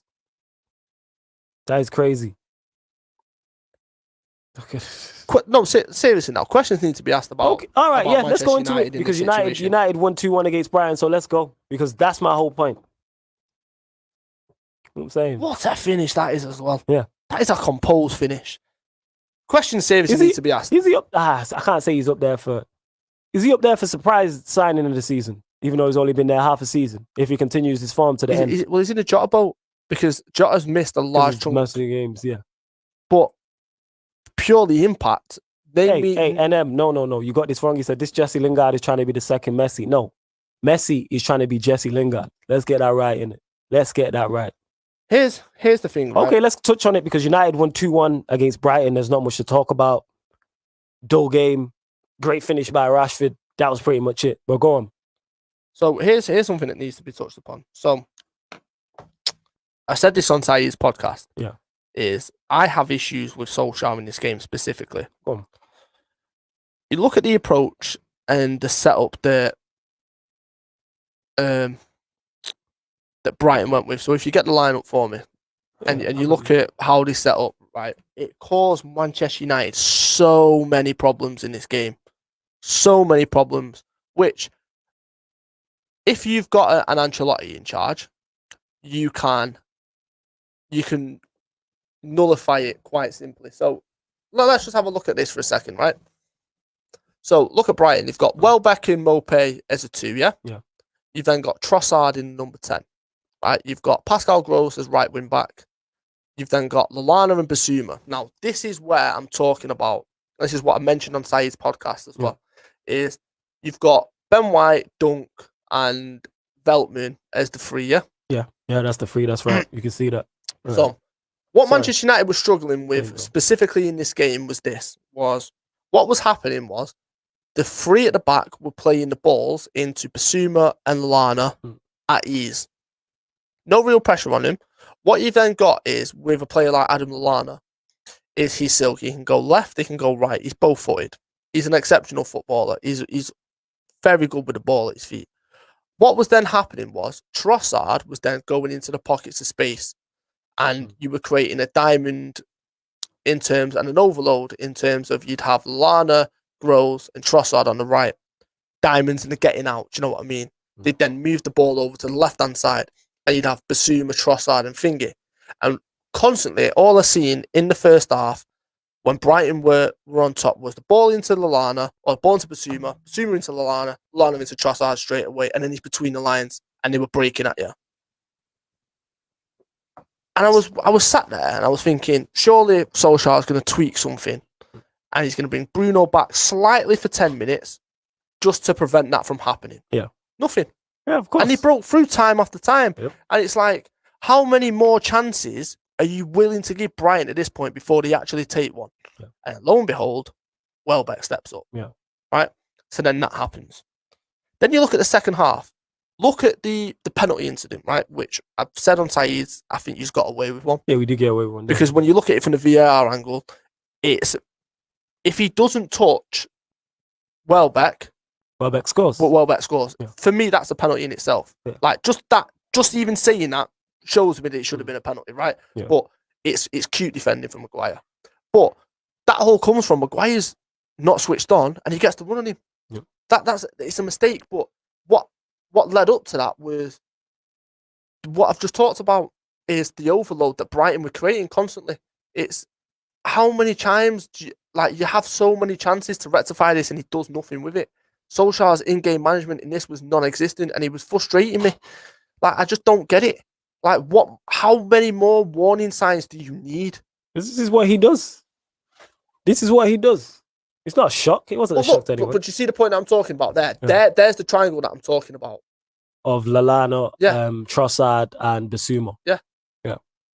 And then look at this. And Wan-Bissaka, Pogba giving the ball away. Wan-Bissaka sleeping. Yeah, Wan-Bissaka sleeping. Yeah, that's on Wan-Bissaka. It is poor. Yeah, he's got to do better. But look at how many people that Brighton commit forward for an attack. Yeah, they get players in the box. Because, like I said on Saeed's podcast as well, is when you look at it, is Brighton could have easily gone there and just part the bus and just tried to. But they went for it because they thought, you know what, our system, we can go for it, and the way that we play, we've got good footballers. Yes, definitely. Look, so this is the point. Look at that. Yeah. So this is an unbelievable finish, by the way. Yes, quality. More to the point, did Veltman get booked for that? Challenge I can't remember. Because I don't think he did. Because I see Bruno kicking off, and I see most people on social media like, "Oh, look at Bruno trying to get a penalty, even though they scored." It's like, no, he's kicking off saying, it's a late surely tackle. He's got to be booked. It's Thiago Silva-esque. It's an awful tackle. Yeah. It's and even worse than Thiago Silva. Yeah, it's terrible. That honestly, like that, he could do his ligaments, he could break his leg. Like that is a poor tackle. Yeah. See the point that I'm making here. How much time? Look at that. But look, ridiculous. Look. Maguire's wrong side. Oh yeah, that's a penalty. Yeah, it's a stonewall penalty. And how it's gone to VAR, and they've not given it. Stroll's friend VAR. That's your boy, isn't it? Look. Yeah, it's a penalty. He easily taps that ball in. Yeah. How he's not give it is beyond me. Yeah, this is the angle that I'm talking about. Yeah, that is ridiculous. Look, what are we doing? Yeah. Like, I don't get it. What are they watching? I'm confused. It's a penalty all day long. It's a penalty all day long, without question. One thing I will say is that I do think Luke Shaw had a very good game.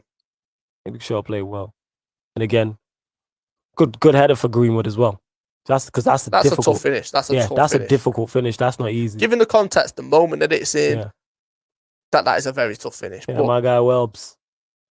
Welbeck, man, like what? Honestly, he's a phenomenal player. And he can still do it. Yeah, he gets a lot of over the top criticism. Is he a Champions League, Premier League winners player? No, but can he do a job for Brighton? Yes. You look at the system that Brighton operated with the two. Suits him, but because it suits the players that they've got. Yeah, we then revert back to the Arsenal conversation. Welbeck and Mopé are two different strikers, but they are both clinical when it needs to be. Do you know what I mean? Yeah, like they bring the best out of each other because then it gets a rivalry, like a bit of a friendly competition in like, all right, then you're going to score. Like, look at Salah and Mane for the past couple of seasons. Do you know what I mean? It's bringing the best out of each other. You need that at times, whereas if you just got the one up there and he's not really got much competition, like, it doesn't benefit the team. That system is perfectly set up for them Brighton players because you can do different things with it. You can revert it, you can tweak it slightly. Yeah. And I enjoy watching Brighton play football because they try to play football. That's why I love Leeds United so much. Yeah, like I said, you was waxing lyrical about Leeds United from early. Because it's something you don't see from promoted teams, that kind of football.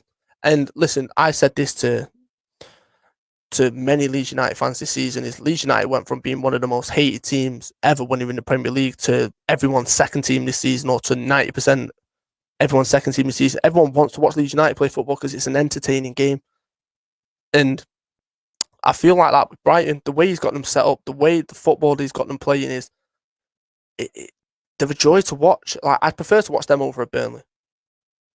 I prefer to watch them over at West Brom. I know you prefer to watch them over at Burnley. Without question, I already know. And if you're watching on YouTube, people, you already know what to do. We got half an hour left of the show. Make sure you hit the like button on the video. Please share it. Click that share button.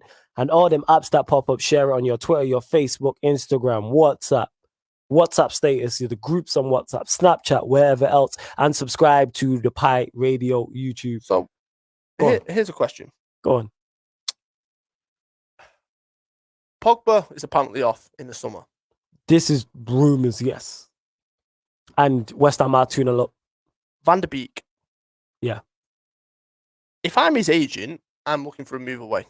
Because I don't trust Solskjaer with my players' development. I don't trust Solskjaer in terms of his approach. I don't trust him in terms of his experience. So then you're losing potentially Pogba and Van de Beek, right? Yeah. Mm-hmm. You're not going to be able to replace both of them. No. That's a problem. Yes. Right, and especially when you hear that you're not getting any defensive midfielder, that is criminal. Absolutely, yes. Are you worried going into next season? Of course.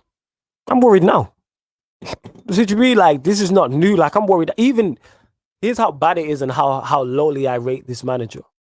Even if we kept Pogba and Donny and say we signed just a centre back or just a holding midfielder, I'd still be worried. Because even if we signed all three, would I be happy? Yes. Do I trust this manager to implement those players correctly? No. Because we spoke on Donny. He can't implement Donny correctly. He doesn't use Pogba correctly. He doesn't even use Wan-Bissaka correctly. He doesn't, as bad as they both are, Maguire and Lindelof, he doesn't even use them correctly. So I don't trust him to get better tools and use them and implement them in the correct manner. That's why I've had it up to here with that manager, like this manager. Like, I'm done. I am done. I'm finished. Finished. Can't be bothered. Cannot be bothered with him whatsoever. And let me get up the rest of the Premier League results that we're going to run through. Let's go on to Leeds. All right, let's talk on Leeds. So, me, I knew this weeks ago anyway, but Leeds 2-1 against Sheffield United. Where are Leeds in the table? Leeds are currently, check now.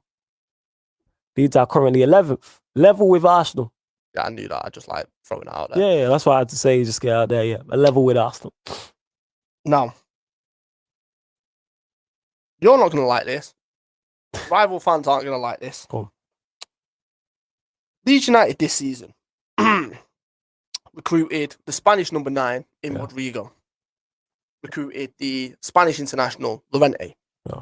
Recruited the German international Robin Koch. In their first season, they hadn't even kicked a Premier League ball at this point. Yeah. They are now mathematically safe. Yes. Right?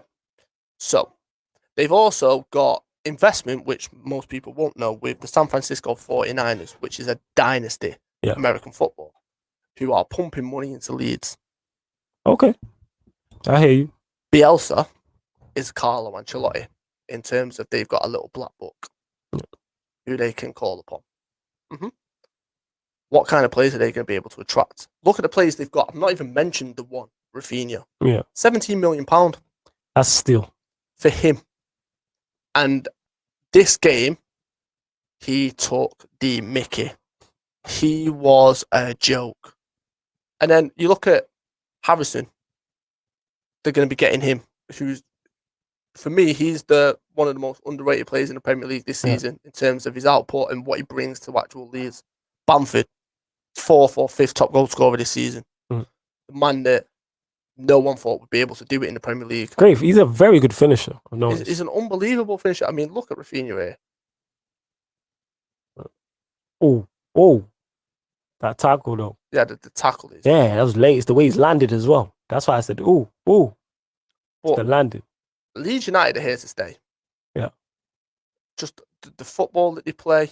And yes, will they good save by the keeper. Yeah, it's a very good save. Will they get better defensively? Absolutely. They have to. Yeah, because and that's why you see the transfer links and who they're linked with specifically is mainly defenders. But and this is a big but. Off the line, that was unfortunate. That go on. Like I said, I love watching them play. There's a freedom about them. There's a that's Welling. I thought he played off the line. Yeah, I thought this is the first time seeing this. I didn't see the Leeds game. It's like I said, one of a joy to watch. But you look at the players that they've got and the players that they're attracting. It's scary for the likes of Arsenal, who just seem to be on a downward spiral.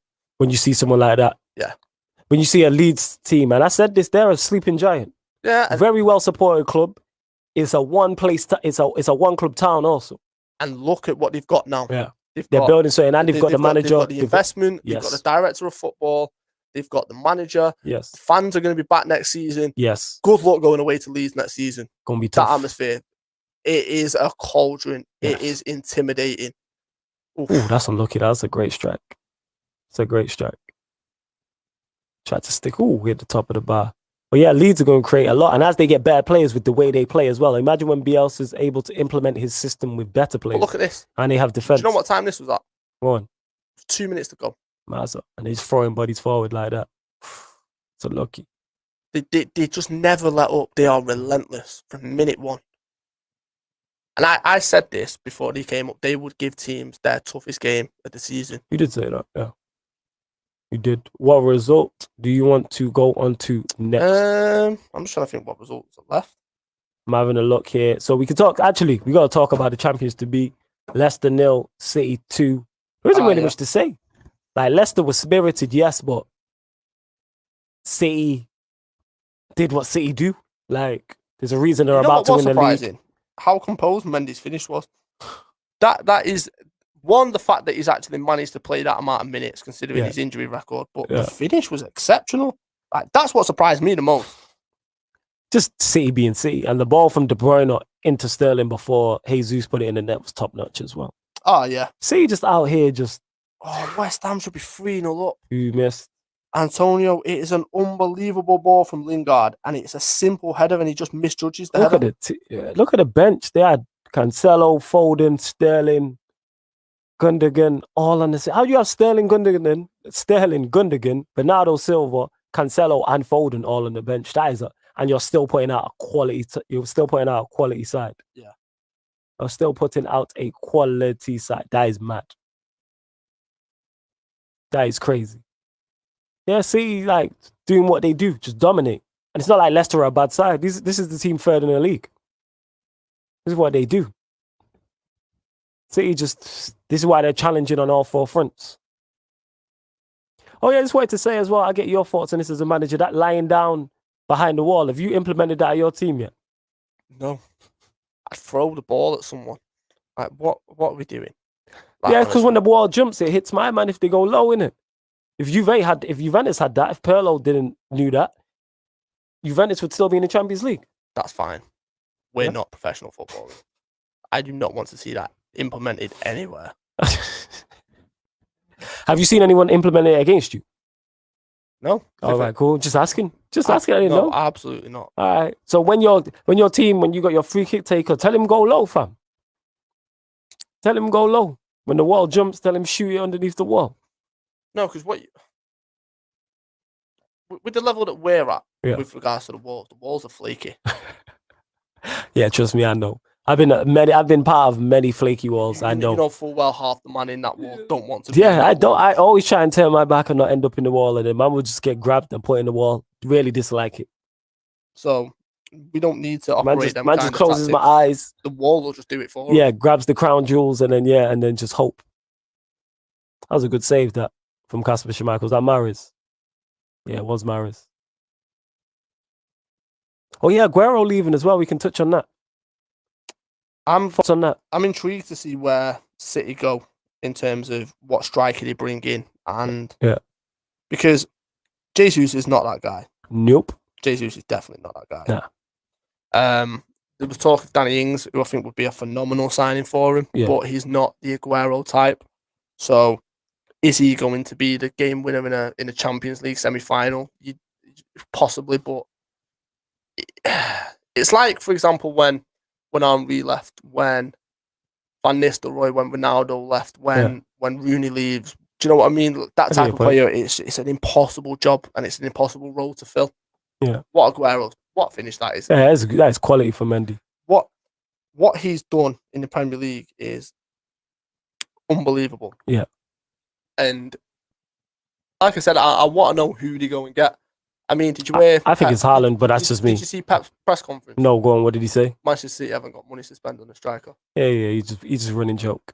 Oh no, I know he is, but it just made me laugh so much. And this ball from De Bruyne as well, top notch. Yeah, that's quality. See that Sterling will get the assist, but that's De Bruyne all day long. But Sterling did very well there, very composed. Very composed. Extremely composed. It's a pity Harry Kane don't do that in the semi-final of the Euro. Whoa, anyway, what a pass that is. Yeah. Like, it's an eye of a needle pass, and it goes through two of them. Yeah. Typical Manchester City. There isn't really much more we can say about these, to be honest, that we haven't said in the past. They're just on a roll at the minute, which the thing that disappoints me the most is, like I said, Liverpool were never going to win anything with 19 different centre-back partnerships. It's the fact that the league have let them start off really, really slow and then pick up momentum. Like, if I'm a Manchester United fan, I'm annoyed. Of course. If I'm a Chelsea fan, I'm annoyed. Yeah. I'm annoyed as a Liverpool fan, but we've had so many issues this season where I knew we were never going to compete from early. But it's just, it's been a crazy season. that being said, so before we close out the show, we'll talk about the other end of the table. Relegation, so obviously Sheffield United pretty much down and out. We thought West Brom are down and out, but they've given themselves a fighting chance if you really look at it. West Brom are down and out. I think they'll get relegated, but they have more of a fighting chance. Oh, yeah. They're 8 points now. They're 8 points away from safety. With Newcastle's running, 8 games to go, I think that's not impossible. I think Newcastle have gone anyway. So would you use your 3 then? Sheffield United, West Brom, Newcastle? Yeah, I think Newcastle have gone. Because Burnley got beat by Southampton, so I think Southampton was safe anyway, but that just confirms it, like with their win. Wolves are 2-0 down. Who's still in the race? Because if we're saying Fulham are 18th with 26 points, Newcastle are 17th with 29 points, Brighton are 16th with 32 points, Burnley are 15th with 33. I think from Burnley down. So you reckon Burnley is still in it? Yeah. But you reckon Wolves are safe? Yes, but Wolves are safe. Okay. Burnley are technically still in it because anything can 6 games, 6 points Right, isn't that massive. We're gonna pull up again. We'll pull up the fixtures for each of these sides. So who's your 3 who you think are going down though? I think Newcastle, West Brom, Sheffield United. Okay, so you think Brighton and Fulham survive? Yeah. All right. Soon gonna find out. Again, let us know your thoughts in the comments. Who is getting relegated? Who do you think is getting relegated? Just because, just Scott Parker's approach in terms of the way he's changed direction, the football that they're now playing, they look difficult to beat and they look difficult to break down. Mm-hmm. And they pose a threat going forward as well.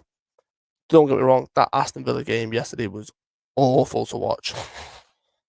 But right, so I'm having a look here. So we've got the fixtures up for all of the teams we mentioned. So Burnley have Newcastle at home is their next game. That's a massive game. That is huge. It's a huge game. Like, I'm going to watch that. Then you have Burnley away to Manchester United, where they do well. Then they've got Wolves at home, which Wolves are around them. Then they have... So Burnley then they go away to Wolves. Huge game there around them. Then they play at home to West Ham. Mm-hmm. Then they're away to Fulham. Yeah. Then at home to Leeds. Then at home to Liverpool. Then away to Sheffield United. So Burnley have a lot of the teams around them. They have Newcastle. They have Wolves. They have Fulham. And they also have Sheffield United. So 4 of their last 8 games, half of their last games in this season are against teams that are around them. This is why I think Burnley will be safe. And I think they'll get enough points in those 4 games. Possibly, yeah. Like, I could see them beating Newcastle. But technically they are still in it. Yeah. Technically they are, but I reckon they'll survive because of that. Yeah, no, I think they'll survive, unfortunately. Simply because of that. Here, looking at Brighton. So they have Everton at home, Chelsea away, Sheffield United away, Leeds at home, Wolves away, West Ham at home, City at home, Arsenal away. That is a tough running. Yeah, that's a very tough running. That's a tough running. If you look Everton away, we know Everton travel very well. You're going away to Chelsea, even though West Brom have just won there. I'd still fancy Chelsea to win that. Sheffield United, you would fancy Brighton. Leeds is a tough game. They play Wolves, which is also a tough game. Wolves are around them. Then you have West Ham. We know what West Ham can do. Then you got City, which won't be easy. Then you have Arsenal away.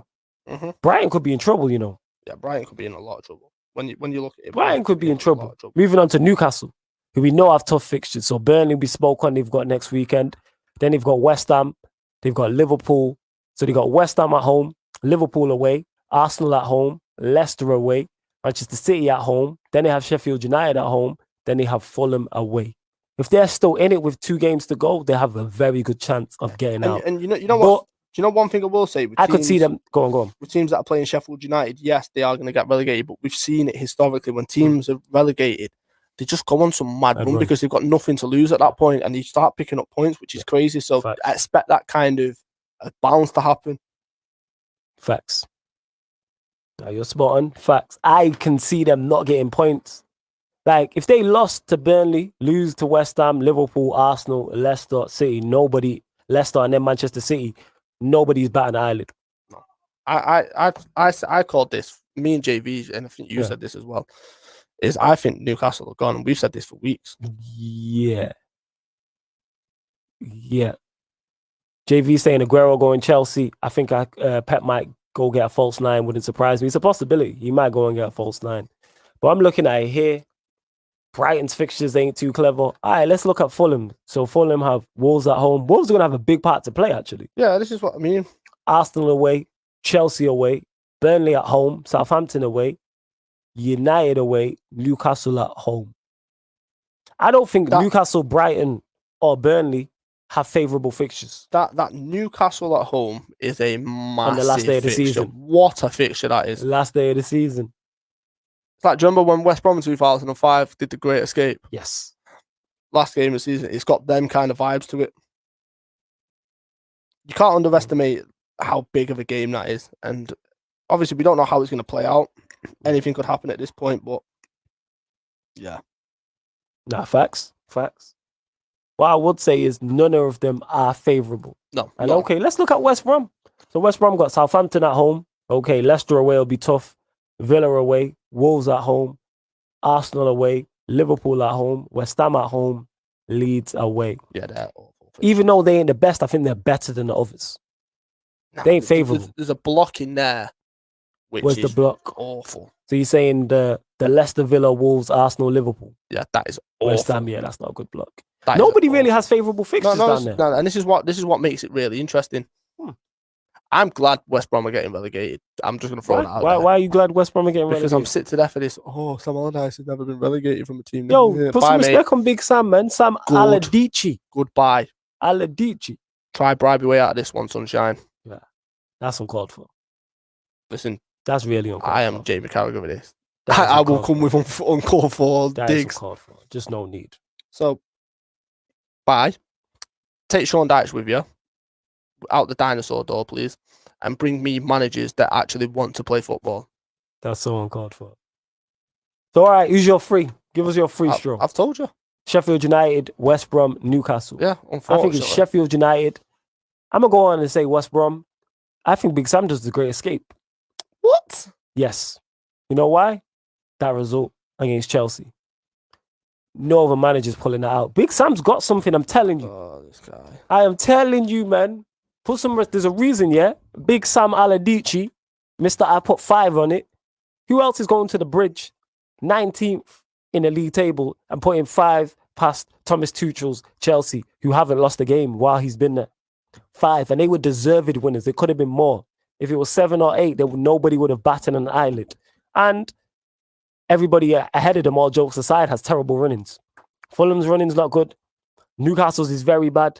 West Brom haven't got a good running. Brighton's is very bad. Yeah, that's my point. But with all of them having bad runnings, somebody's going to go on a good run out the 4 of them.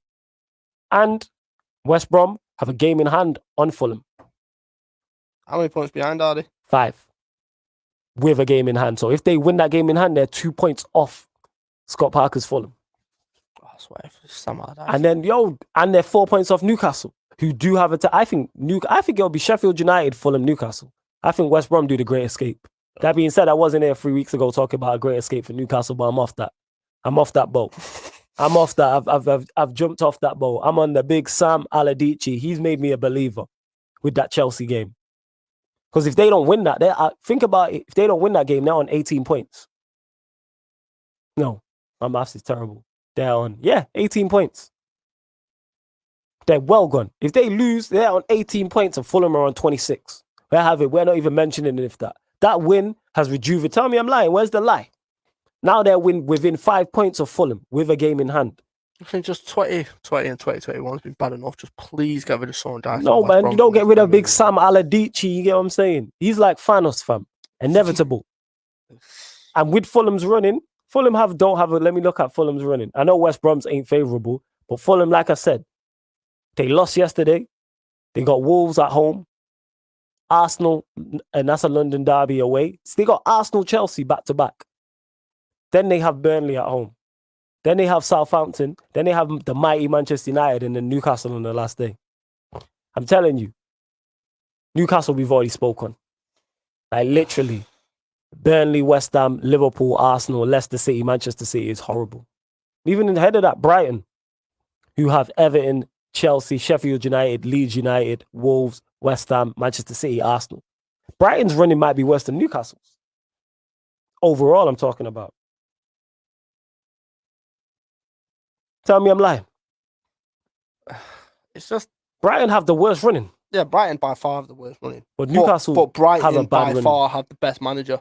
Oh, I'm not disputing Graham Potter. I don't know, innit? If Graham Potter if he gets relegated and, like Big Sam stays up, it's a conversation to be had. Because if West Brom, that was do or die for West Brom. If they don't win that game, they're gone.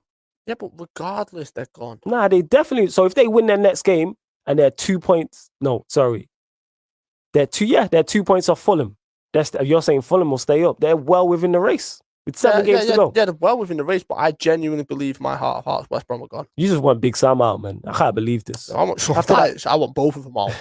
After that saucy football he was playing against Chelsea and that, put 5 past him. That's a Big Sam master, fam. If that's somebody else, we're talking differently. Not only did they deserve the win, the goals were quality and it could have been more. No, I agree with everything you're saying.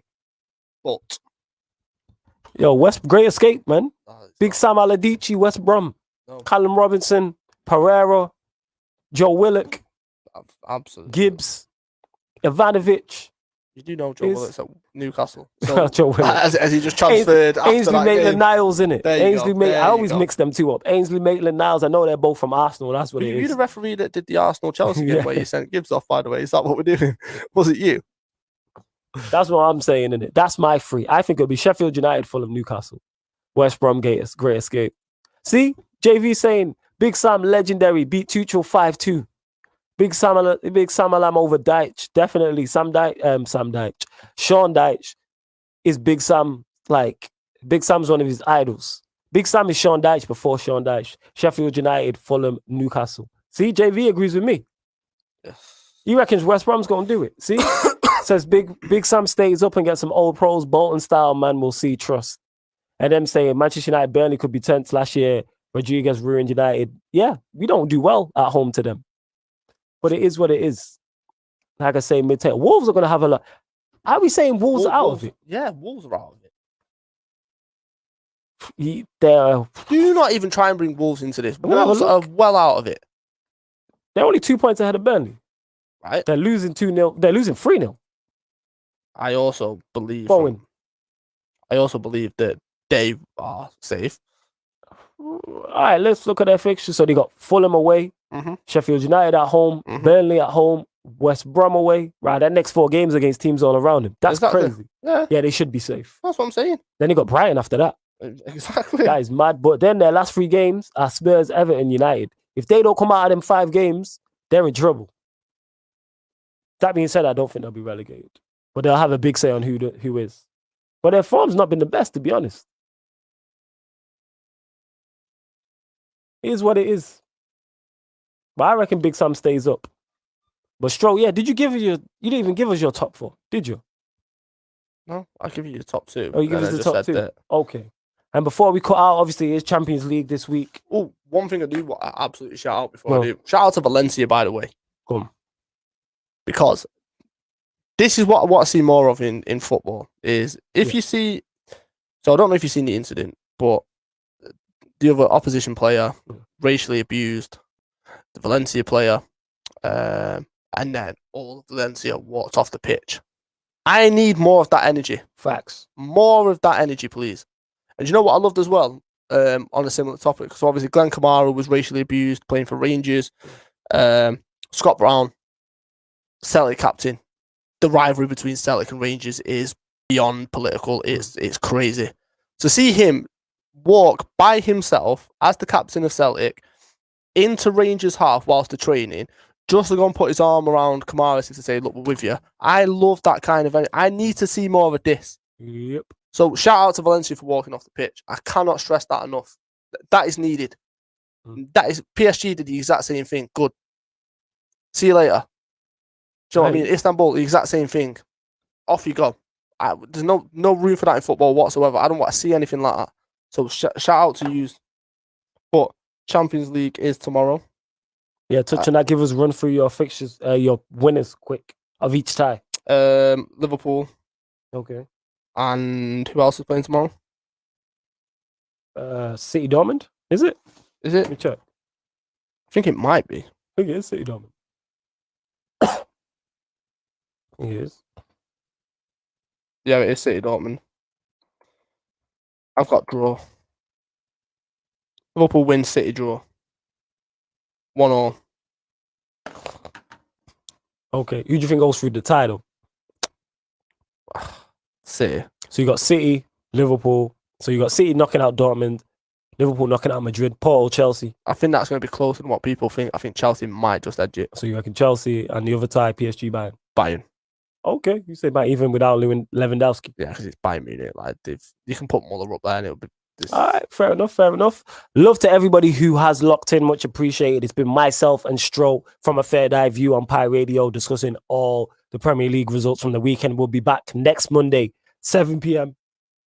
discussing all the results from the Premier League. Also mixed in with the Champions League and Europa League results. Also, hopefully JV will be back. Hopefully with lockdown now easing, everybody first and foremost is doing good and doing well. And secondly, we should be getting guests back on also. But this has been From a Fair Dive View on Pi Radio. Thank you very much.